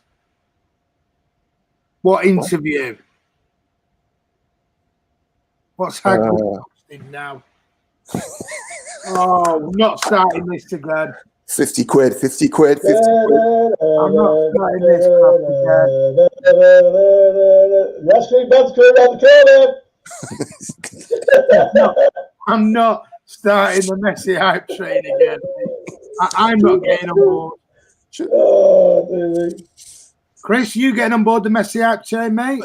Apparently, there's an interview going to be released on December the 27th. But Martin, to be fair, I watched all Barcelona games this season. The guy is not happy. He's absolutely shattered. He's not happy. I don't see how he stays at Barcelona. I've heard he's moving from Barcelona. Oh, here we go. He's coming as a presenter on Man City Fan TV with Martin doing the Friday night social. Yeah. Watch out on December the 28th, Messi live there on the Friday night social. Chris is already getting the beers in. That's true. Great for me. Pep is having one last crack at it. Do you know what? Andy did say this. Chris, I'm not sure we asked you. Did you say did you give your opinion on that? On what, mate? The Champions League or Premier League? Yeah. Yeah. Sorry, because I went away. I didn't hear. He did. Right. Let me go into what we're going to do in a minute. We are going to go through some player ratings, believe it or not. Martin, call him whatever you want, but won't change it. I know, listen. No, it won't. Koulibaly's coming. KK's coming. He's coming. Oh, KK. Oh, Martin will be outside the Etihad with his mask on. KK. Why are we playing the 26th and the 28th? Because that's what we've always done in England, mate. Jeez. Yeah. We've always done. Listen, Pep did say, Chris, if you remember this, didn't Pep say he struggled to cope with the Christmas thing at first, didn't he? He was like, I couldn't get my head around it, and now he loves it. Yeah, but I think that is a particularly short period of time between games, right? Hey, listen, I remember when we used to play on Good Friday and Easter Sunday. Yeah. Incredible. And I remember 1994, 95, we beat Liverpool 2-1. Maurizio Gaudino scored the winner at Main Road. I jumped up. We beat the Scousers 2-1 on Good Friday. And then I can't remember who we played on Easter Sunday. But we did. We played Good Friday and Easter Sunday. And I don't think it has been done before. It does happen here in England. We don't do winter breaks. We literally, this is, people say March, April, May is the business end. This is the business end. This is, when you come out of January, that's when you know whether you're going into a title challenge or not. This is makes or breaks your season, this part of the season. And yeah, I think me and Chris are up for a busy month, aren't we, Sunshine, for the next few weeks? He's like, Yeah, come on, board. All right, let's get into the player rating. Right, Edison, what are you all giving? Edison, Carl, what are you giving him out of 10? You give 7 over 10. Alan? 7. Chris? 7.5. I'm going to give him an 8. Shadow's gone 7. Charlie, everyone's going 7s. Why did you give him 8? He made 1 or maybe 2 saves, that's it. Good saves too, right? Oh, yeah. Yeah, they were. I thought his distribution was a lot better than what it has been in the last couple of weeks. Okay, fair enough. But I think we're going to have to give Edison a 7. We are going to fly through these a little bit. I think the average is 7. Right. His kicking was a bit iffy. I thought it was a lot better than what it has been, personally. One shot. Right, let's move on to He definitely slept. your favourite player, Tom's favourite player, the one, the only. Apparently, rumours are this evening he wants to leave in January. And Yang Kutu has also come out in an interview and said he may be back in January if the rumours of Cancelo going are true. This is where it's come from. Yang Kutu's done an interview and apparently he's talked about Cancelo might be going in January. He's not very happy. So we don't know. We'll have to wait and see on that one. Carl, what are you giving Joao? 6. Alan? 5.5. I think you're both being generous at the minute. Chris? Yeah. A Martin handful, mate, for me. 6. I don't get it. Second half, he was better. You're a 6-fingered freak. That's what I'm saying.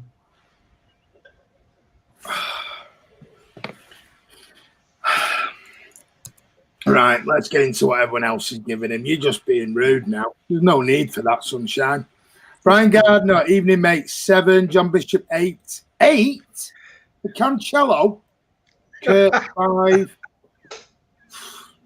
I think you mean Diaz because he did half of Cancelo's job yesterday. Leonard, 5. OG the baby, 7. Brian Gardner, 7. 6.5 for Pardo. OG the baby, 6. Have you done 7 and 6? Where would he be leaving to? I don't know. It was Yang Kutu who's done the interview, mate. SOS 66 on 6. Sean 3. Not that bad. Hard 6.5.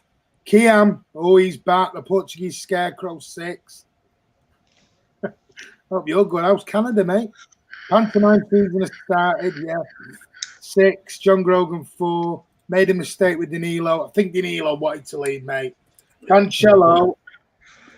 I give him a 5, maybe a 4.5. I'm honest with you. Right, looking at it, 7, 6s. I'm gonna have to give him a 6.5. Andy Blue Moon, Martin. Night before we beat Liverpool, he plays Easter Monday, was it? That was the one. I remember. Yeah, when Keith Curl scored the penalty in the pouring down rain. And Uwe Rosler scored the winner when he slid in. I remember it well, Andy Blue Moon. Right, Diaz. Where you at? Carl, Diaz. 9.9. 9. We don't do points unless it's 0.5. 9. I'll give him a 9. David Diaz, 9. Ginger Princess. Yeah, 9 for me as well. I'm going to give Diaz a 9, but let's see what you guys are giving him. Diaz is a beast.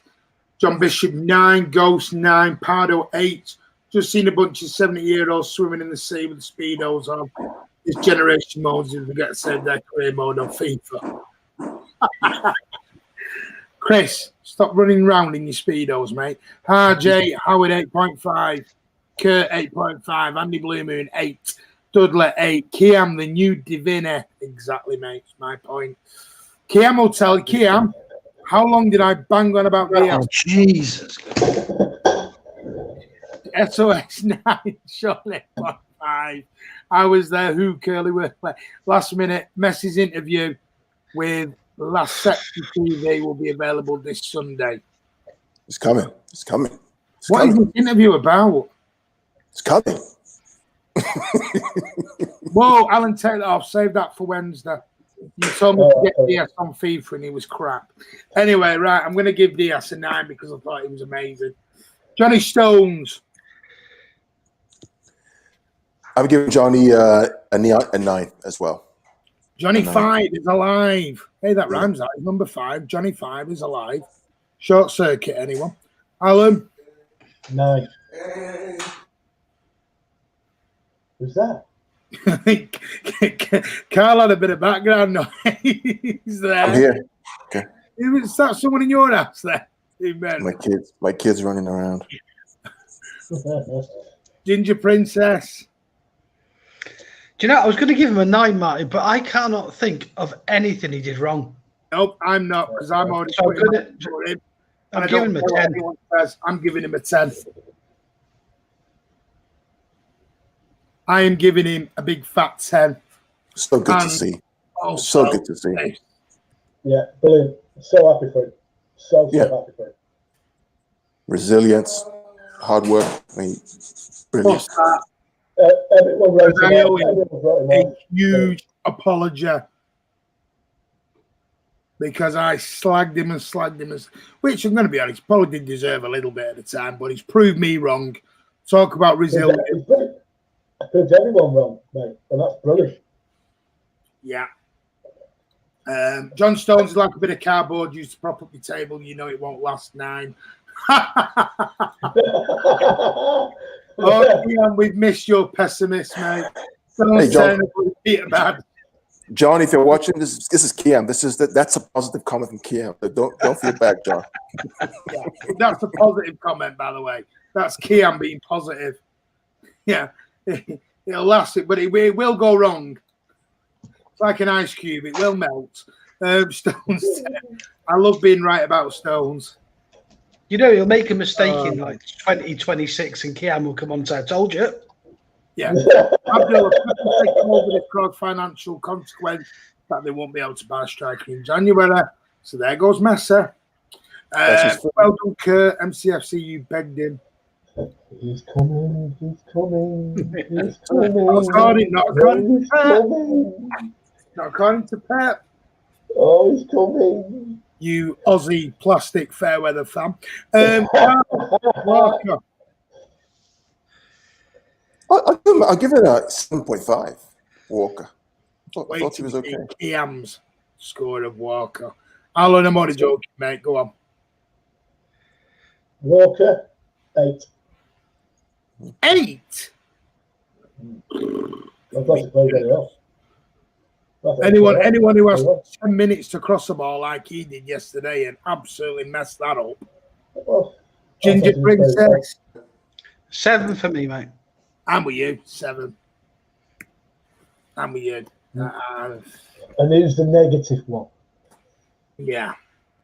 You see, he got down the right and passed to absolutely no one. Oh, he did it once in the game. Hang on a minute. Sterling scored once and everyone's raving about him. It was awful. This Kiam's point is you'll see that in a minute. This is a good point by Kiam, though, that Walker cleans up for Mahrez a lot. He cleans up for him. Yeah. Charlie Everett's on board the train already. He's on board the train. He's got on. He's on board the train. Andy will be on in a minute. I'm going to get Andy will appear in a minute with Messi. Messi interview. He's coming, guys. He's coming. Andy will be dancing around his house right now. By the way, big happy birthday to Andy's lad. 21 during the week. That's why Andy's not here. He's celebrating his son's 21st. So big happy birthday to Andy's lad. God, Andy had him quite old, didn't he? You know, now he's 60, you know. Must have had him when he was like 40 nearly. Hello, La Chow Blue, how are you? Sterling has wrestled the Scarecrow title back from Walker. Oh, what did Martin Saucy say about Messi? Well, HP said to me he won't come in, but Heinz said there could be a good chance. But I still ain't getting on board the hype train. Right, let's move on. You'll be still on the street corner waiting for the ice cream van to come round the corner and get a chase after it. You know you will. Mate, just because you scour the street corners. That's your business, what you do on a Friday night, mate. Over 99, please. Looking over the balconies at your Apple's Adam's Apple or whatever, you know. Rodri. Charlie's giving him an 8. This is Rodri, by the way. Brian Gardner, 7.5. Leonard's 5. 6.5 for me. 7. Give him Martin, you have. I'm not 38 actually. 7. Where are you at, Alan?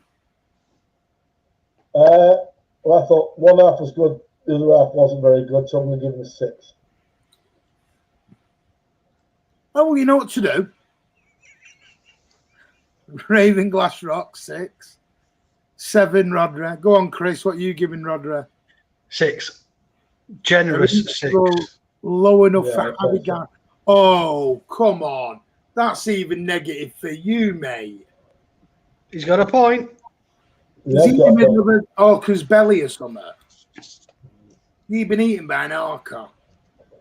Di Mario 6. Rodri was decent. I'm with you, Luchao Blue. But Rodri's going to be on a 6 here. Right, let's go on to the what some people call the German Rodri, Gundogan, who I still think has got it in his contract. He must play every bloody time he's fit. 7 for me. 7 for me. Sometimes the player was passing Rodri by that much. I thought my TV had frozen. Right, so where you at? 7 for Gundogan. Where you at, Alan? Well, 7.5 for Gundogan. Chris, Ginger Boy. 7.5 for me. 7.5 for you. All hell, Gundogan. 6. Leonard's 8. Man of the match. What, over Stones there? Brian Gardner's 7.5. Andy Blue Moon, Kurt an 8. Andy Blue Moon an 8. Sean's 7.5. Charlie's 7.5. Pardo is a 7. So it looks like Gundo's going to be on the big fat 7. 7 heaven. Right, who should we go to next? Let's go to the Ginger Prince. And no, I don't mean him in the corner. 10. Oh, God.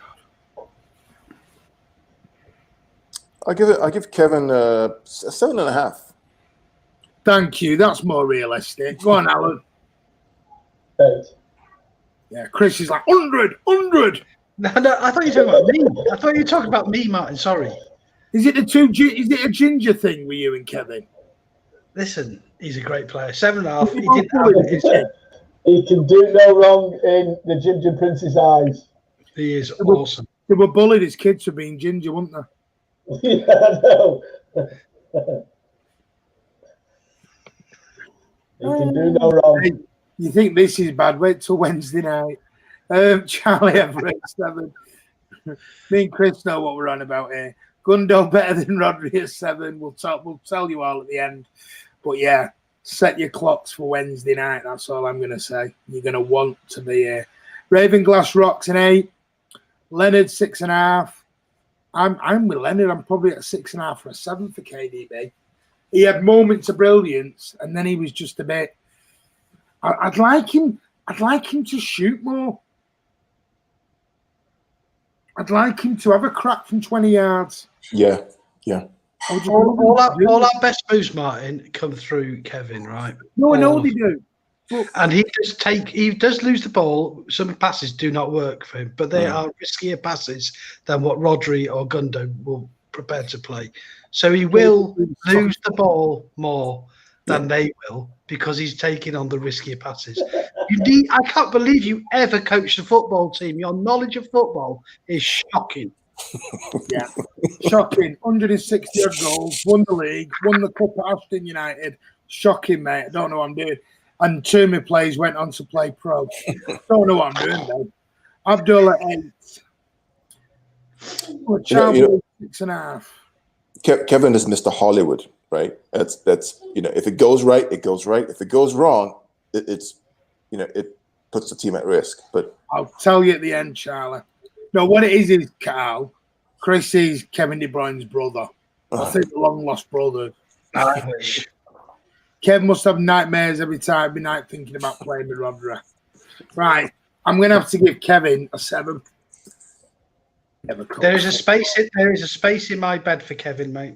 I just have to boot the missus out. oh, Is that because KDB's more appetising than your missus? That's not very nice, is it? I apologise. You're in trouble. You're in trouble, man. That's not very nice. That's below the belt, Martin. It is. Look at this. That's below the You belt. know I Martin. love him. I'm only joking. Come on, sweaty. He once said to me, "Oh, my missus puts up with me, so be quiet, you down there." Who should we do next? Chris, give me a player. I think we should do Bernardo next. Good show. I am on me and Chris. For anyone knows, me and Chris have banter. And it's the way we are. Me and Chris like each other. We don't actually hate each other. People actually do think we hate each other, you know. Well, sometimes. Go on then. Charlie Everett 7 out. Martin, mate, I'm fuming. What a bad joke. I apologize. You want to hear some of the things he says about me? Bernardo 7. 7, yeah. Chris's missus is a lovely lady. She has to be to put up with him.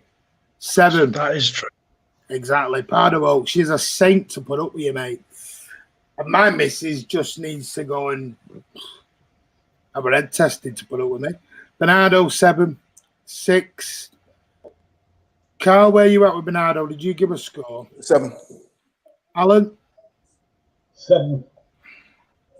Chris? Yeah, I think I'll give him a 7. He started off very brightly and then sort of faded towards the end. I'm at an 8 for Bernardo. Oh, I really am, but looking at your scores, Yeah, I'm gonna he's 7 or 8. Go on, Alan. What did you say, mate? He's in between 7 and 8, you would say. I thought he was playing really well. Right, on to someone who I thought had a very disappointing game. Yeah. Didn't get a lot of service, but thought he had not a great game. But he's a young lad, so I will cut him a lot of slack. Torres. Go on, Carl. Where you at with? I'll give him a 6.5. 6.5. Alan? Yeah. 5. Chris? I'm going to give him the benefit of the doubt and give him a 6. He's a young lad, isn't it? And I don't want to put too much pressure onto him, 2 months into a career. Yeah, let's not forget too, Martin. He's playing as a number 9. That's not his natural position. No. Right? So, against Southampton away, that's tough. So, Few 6s, 5s. I have done Pardew, don't worry, mate. Must needed a win yesterday. Getting boy, Dan Wayne's upper 8. OG the baby's seen a different game than everybody else. An 8. I mean, I suppose it's all opinions. Maybe we've missed something. I don't know. Abdullah a 5. Howard's got a brilliant defender 8. Has that been mixed up with something? I don't know. 6, never really in the game. So a 6. 5. I think we're going to be about a 5.5 here, aren't we, looking at it? Yeah. To grade. We should have given one of our kids a go and not signed Torres. He's not what we think. Oh no. I have missed it. He's winding us all up because every comment is a negative one. I'm telling you not. Me and Chris know Kiam, he's actually not winding you up, Alan. This is what he is actually like with some players. Does not like Walker. Leonard, I swear I'm not copying your scores. We do miss Kiam here on the channel, but I hope your work's going much good. But I'm going to give him a 5.5. Looking at it, it's been 5.5 for 6s, hasn't it? Right, on to the final one. Razmataz, the goal scoring boy. Sterling. I'll give him a 7 because of the goal. Alan? 5. 5. I thought it was awful. Scored the winner, though. Yeah, my God, he more or less stuffed that one. It was awful apart from that. If he hadn't scored, how many points would he have got? To be honest. Christopher? If he hadn't scored, I probably would have scored him a 3, if I'm honest, Martin. So I'm going to bump him up 2 points to 5. Yeah, I'm going to be honest, I was probably at 4 before he scored, so I'm probably about a 5.5. He needs to be more direct. I think he needs to believe in himself a bit more instead of this running down blind cul-de-sac alleys. I thought he wasn't great in his first season under Pellegrini, but I think he's repeating the Pellegrini season here. There was a comment that somebody posted, I think, that said that the lack of a focal point is affecting Sterling. There's no Aguero. Jesus not really a striker. there's nobody on the left or on the right that's really a yeah. I don't know. We'll see. But tell you what, that goal was a good goal. He was right there. When Sterling has too much time to think, he misses it. Okay, I'm saying it. We've got to be brutal when dealing with mediocrity, or we end up falling away. I agree with that. Sterling should not make the opposite decision to whatever he's thinking. Yeah, so if he wants to run down the right and cross, he needs to run down the left and shoot. Do the complete opposite of what's in his head. 5 for Raz. Sterling 5.5 because he scored otherwise the 3. He's spot on with you, Chris. The Chow Blue. That goal helped him get a decent mark. Here's a question for you all. If Mahrez had stuck a performance like that in yesterday or the last few weeks, how would you all, that was Sterling, what would you all be saying? Oh, yeah. You know, there's a little bit of difference, though, Martin, in that Raz has got quite a lot of credit in the bank. And I think that's where Mahrez struggles, you know? Yeah. Yeah.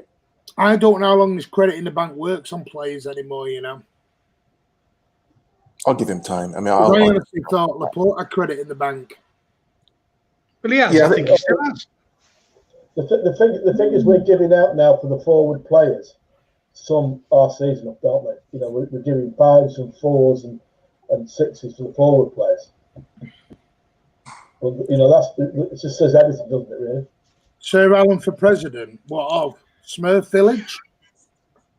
Is that what we're making the president of? Smurf Village? We need a forward like Giroud. A few people have said Giroud tonight. Would any of you take Giroud? Yeah. For 6 months, yeah. Good point. Mahrez did it. Would have been meltdowns in the fan base. Mahrez putting points that it would have been Mahrez best of the season.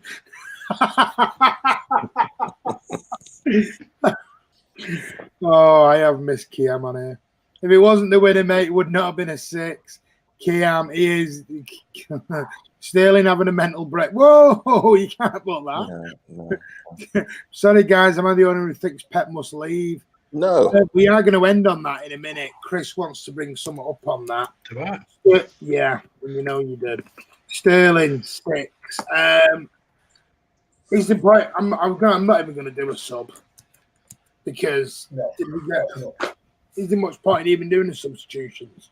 No, he didn't get long, did he? Yeah. I was surprised it was 70th minute. We got a sub. I was waiting till Foden stripped off and then got told to sit back down again. We were like, what's going on there? And then Aki stripped off and he got told to sit back. We're like, oh, I'll give up with this.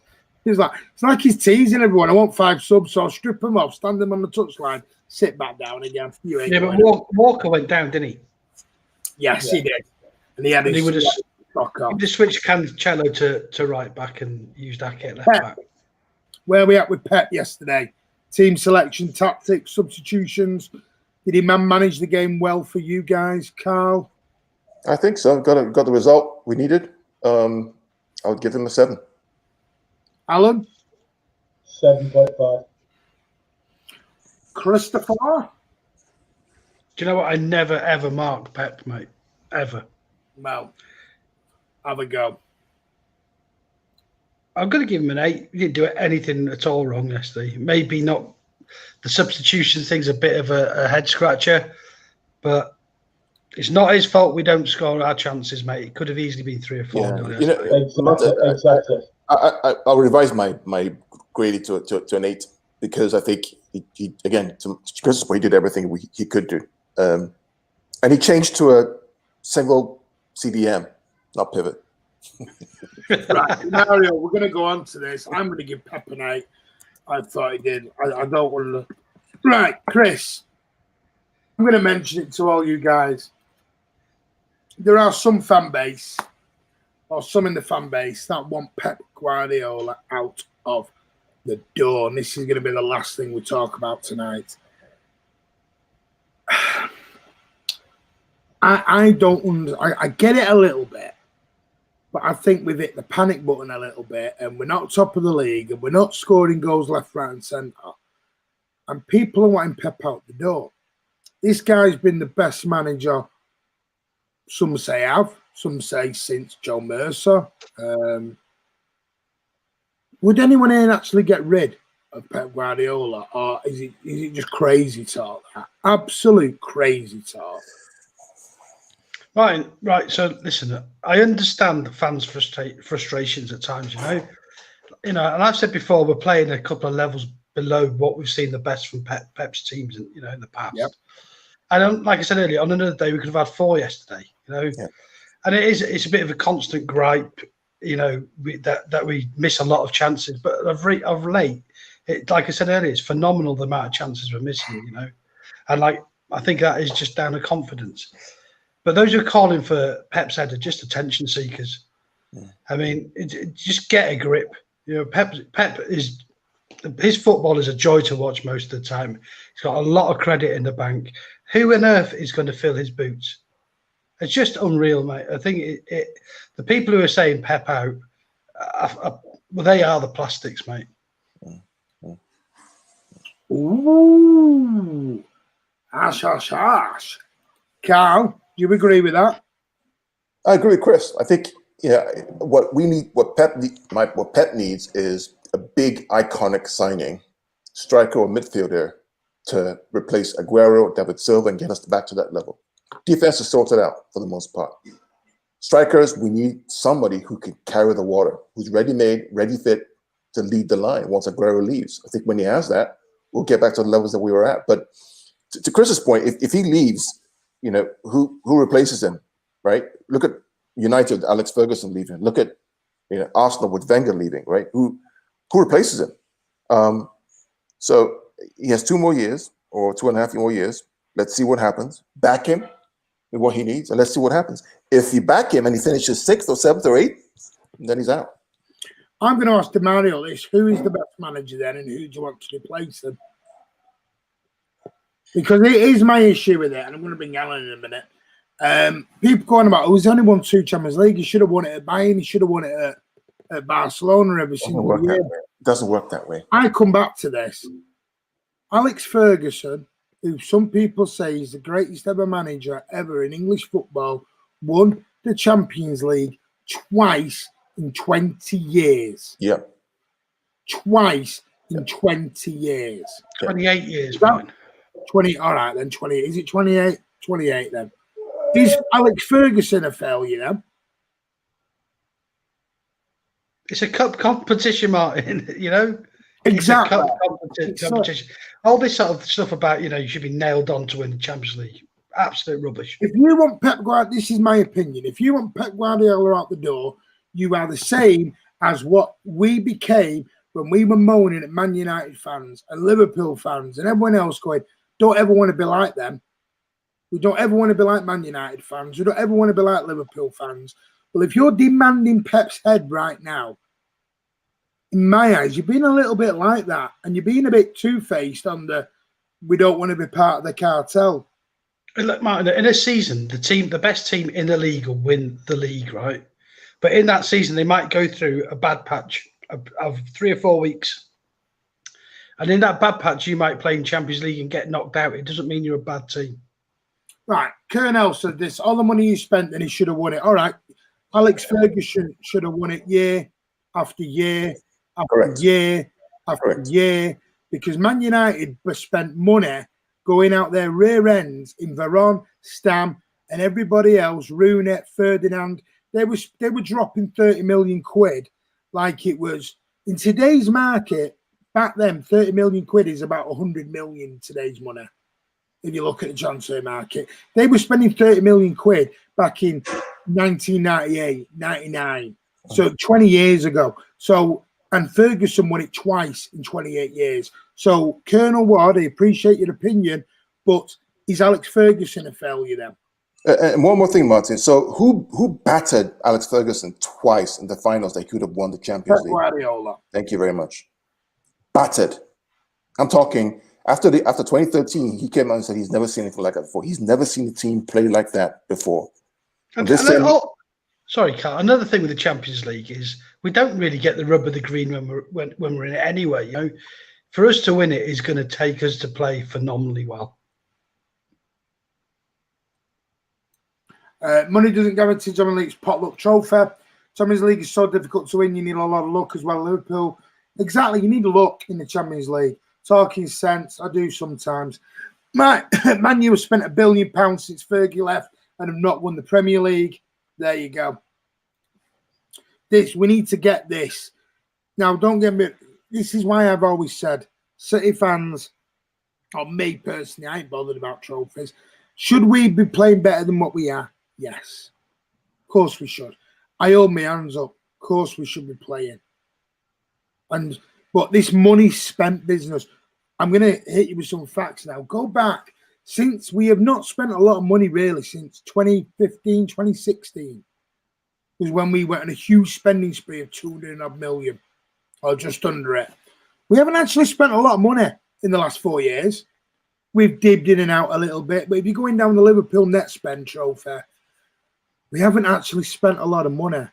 This year we spent 110, 115.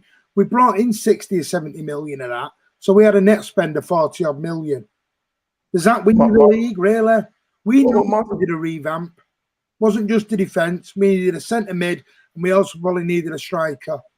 It's part one of the revamp done. Part two will get done in the summer. Then we go again. Martin, the reality is, for people who talk about Liverpool's net spend, only small clubs have a net spend trophy because you have to sell your big players. Big clubs, Real Madrid, Barcelona, they don't sell their best players, right? That's why they have to spend. That's why the outlay is more than what they receive. But clubs who are smaller have to sell their players, and so the net spend trophy is in their cover because they have to sell their players. We don't have to sell players. Mario, we haven't really spent money on big players. So why do you want Pep out then? Yeah. It's weird. I mean, look, do I get frustrated with Pep? Absolutely. Yeah, right? Same here, Carl. Same here.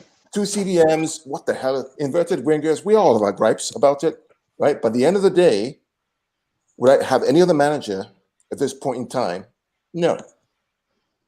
I get Leonard's point. Pep bottled it in the Champions League, and he did against Leon. 100%. Frustration. Yeah, we never denied that. Yeah. But Martin, would Pep have played that defence with the defence he's got now, right now? No. Yeah. And again, and you're going to think I'm a broken record here, Leonard. Ferguson spent a hell of a lot of money. Did he bottle it 26 times in 28? Did he bottle it? Because again, 28 years he was at Man United. He won it twice. Alan, where are you with this? The UEFA FA Cup, which is what it is. It's a knockout competition, all right? Yes, I want to win it. If you're asking me now, I want to win it because just to get the monkey off our back, we can shut everybody up, all right? Do I take it hugely serious? No, I don't. I don't think it's more important to the European teams than it is to the English teams because of the amount of finances that the European teams get because their own leagues don't pay a lot of money for winning their own domestic competitions, where ours does. So, to me, yes, I want to win it, okay? But if you're talking about Pep, he's the best manager we've ever had.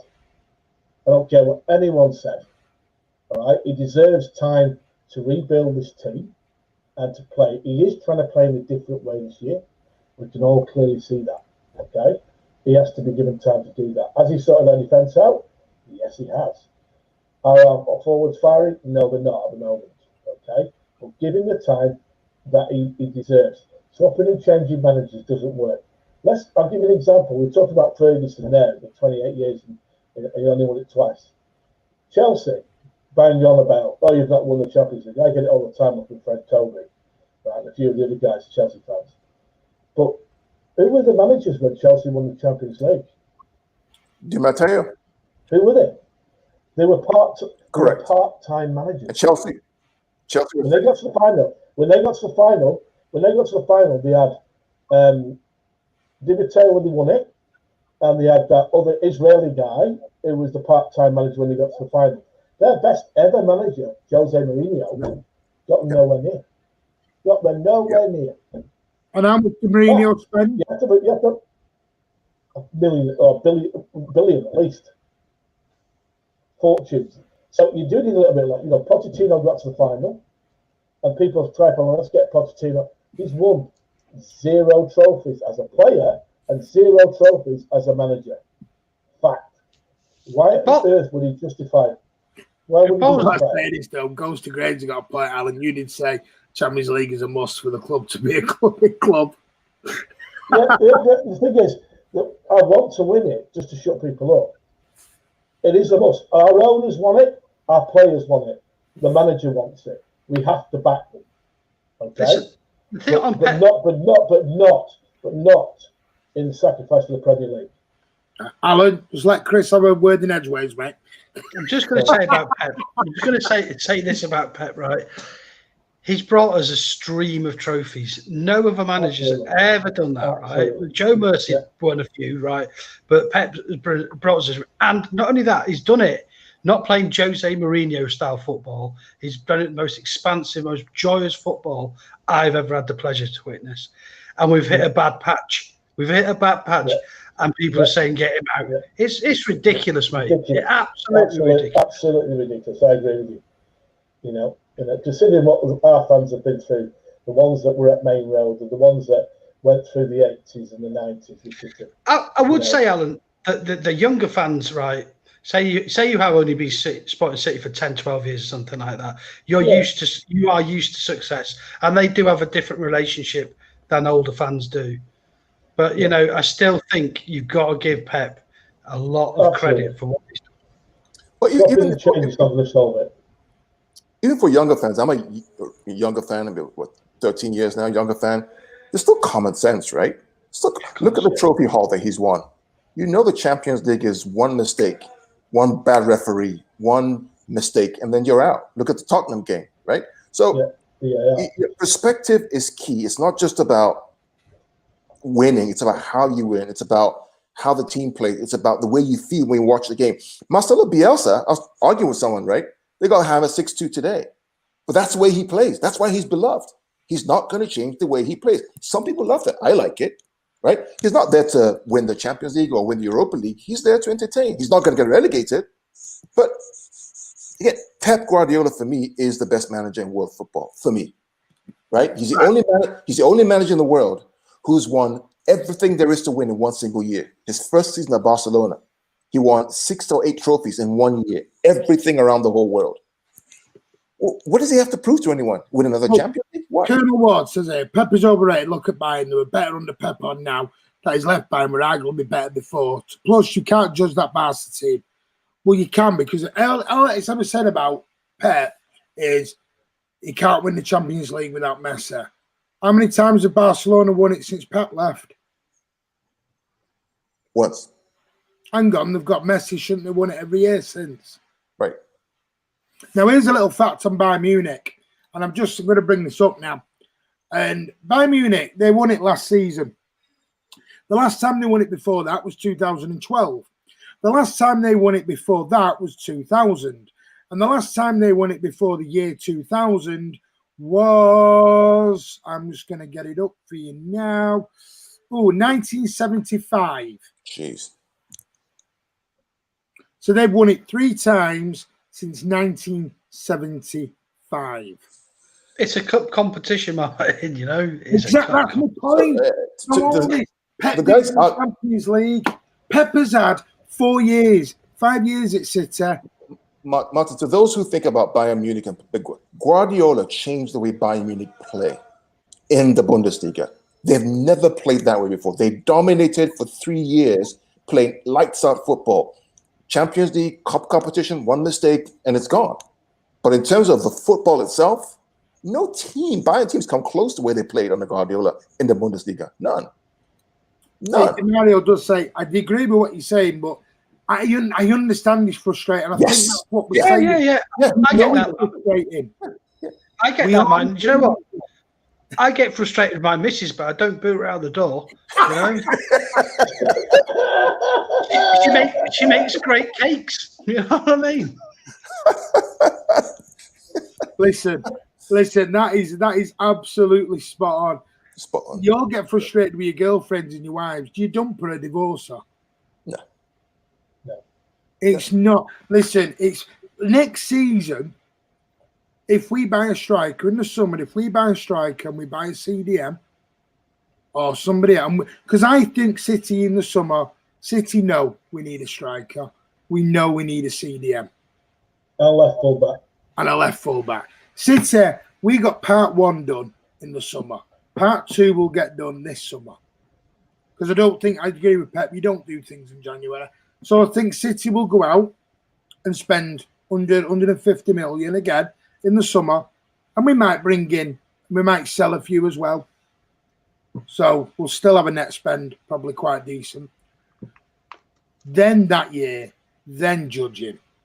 Then judge him in that year. When we've done the revamp and we've done it, then judge him. I don't think it's as easy. We're not FIFA.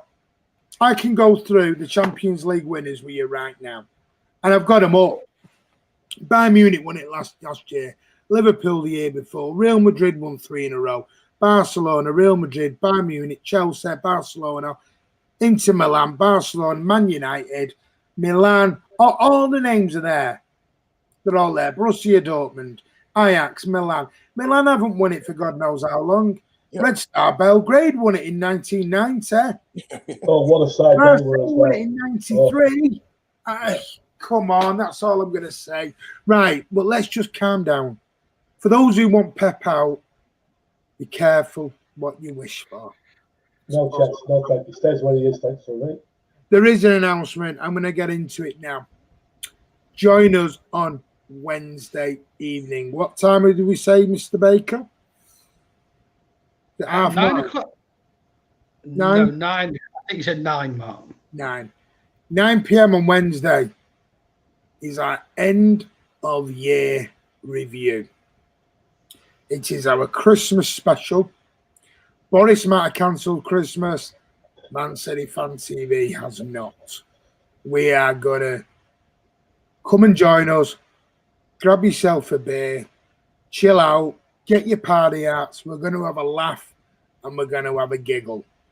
It's going to be a bit serious and also we're going to be a bit tongue-in-cheek as well. We're going to have a laugh. We might be on for an hour. We might be on for 2. We don't know. But we're going to find our Christmas hats. We're going to look silly. We're going to have an end-of-year review. We're going to put a smile on your faces. I know we do that every week when Alan comes on with that mug. Go on, say unless we lose to Arsenal, then it could be. It might be Pep's cancelled Christmas. We don't know yet. Wednesday night, come and join us for the year 2020. God, this is going to be some review. This. End of year review. Me and Chris will be on it. We will make sure. We'll try and get Andy on it. We'll make sure. But yes, guys, come and join us on Wednesday for our Christmas end of year review. We're going to have a drink. We're going to have a giggle. We're going to have a beer or 2. Come and join us. And I've got my silly hat all ready for Wednesday night. Am I allowed to have permission to be silly if I'm on? We don't know if you're on it yet. Can't whoa, your horses down. Oh. I always get told off if I'm too silly. I always get told off.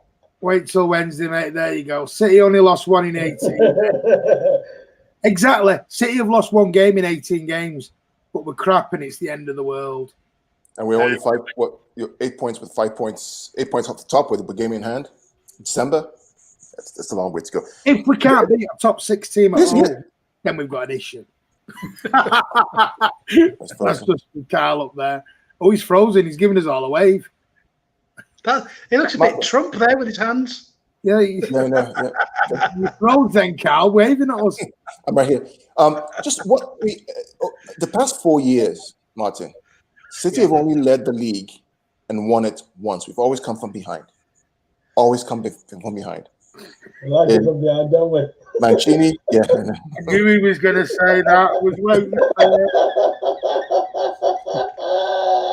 Yeah, I don't like it. Oh. Are we Mancini. past the watershed? Are we past the watershed? Not in most countries. I apologise if any children are watching. Go on, Cal. Sorry, mate. Oh, Wi-Fi. My wife. Okay, there we go. Some people don't like that language, Mr. Harworth. Oh, some people do. Forest, we are discontinued winning the league then this year. No. That's a good idea. Hey, just wait and see on Wednesday, guys, what we're all dressed as. Extra has been cancelled. We could be Watford fans. They set their manager every week. Yeah, they just announced the new manager. They've sacked him within 10 minutes because his press conference was crap. Oh, man, we're totally lost there. Where we're up to there. Martin Ancelotti has been in Spurs and too soon to be said. Yeah, I want Martin to sing. I might sing on Wednesday then. Happy Christmas, Carl. Stay safe, brother. Alan, you're funny on Instagram. He pounds people and stalks them on Instagram is what he does. Thank you guys as always. Top show, appreciate it. Told you, no means no, Mr. Howard. Martin, City aren't going to win the Premier League. Don't sound deluded, mate. I'm not being deluded. Alan, you naughty boy. When the announcement for KK? Wednesday night, come and join us. Okay, special. You singing, I like it is. Is he coming? Is he coming, KK? We you on Wednesday? Oh, see you on Wednesday. Meant to say. What are you doing on Wednesday? It's an end of year review, but it's going to be with fun, giggles, and a laugh and a lip deal. We're going to have a Christmas. We're going to end the year with a laugh and a giggle. And you never know. We might have the breaking news of Messi signing and I owe Alan 50 quid. You never know. Cancelo won Christmas because he's better than that. Anyway, watch along Tuesday. No, there is not a watch along Tuesday. I am out. So I do apologise. There is no watch along on Tuesday. Andy might do something afterwards, I don't know, but I'm not here on Tuesday. I will be back with you tomorrow with a FIFA stream. FIFA tomorrow. Kiam's on. Show Kiam how it. Oh, it's really dumb. But yes, I'm back tomorrow with FIFA around about 9 o'clock, 8 o'clock, 9 o'clock. Watch out on Twitter. I will announce it out tomorrow. And then we're back Wednesday, 9 o'clock for our special. Big thank you to Carl for coming on. Thank you. Big thank you to the Australian kangaroo down in the corner. Nice one. See you later. And thank you to the ginger princess himself, who I do love. I'm only joking about your wife. You'll knock your head off. Yeah, probably will. Yeah, good night, everyone. Good to chat. Kiam will come back after he fails. Great show as always. Thank you, guys. Make sure you hit that like button. Pep would love to be sacked to just sign a 2-year contract. Yeah, he wants 20 million, 60 odd million or whatever it is. Yeah. OG the baby, thank you, guys. Please hit that like button. If you haven't subscribed, hit that subscribe button. Come and join us tomorrow for FIFA. You are all awesome. Thank you, buddy. You are as well. Thank you for supporting us. Guys, take care. I'll see you tomorrow for FIFA. Go on. Are you going to say something down there? Martin, about Tuesday, so no show on Tuesday, no watch along, no. There's no watch along. I'm out, so okay. we might do it. You're right. You're actually supposed to be in at the moment. No, because we're allowed out, mate. Oh, really? You're not allowed out? We are. You want to look up the rules? We're not in tier 4. We're in tier 3, mate. It's not rocket science, mate. It's not rocket science. It's not rocket science. Oh, no, Martin playing FIFA, yes. Tuesday I'm swimming. Keep up the exercise. Guys, I will see you tomorrow anyway, FIFA. Take care, and as always, of the Blues. Take care, guys.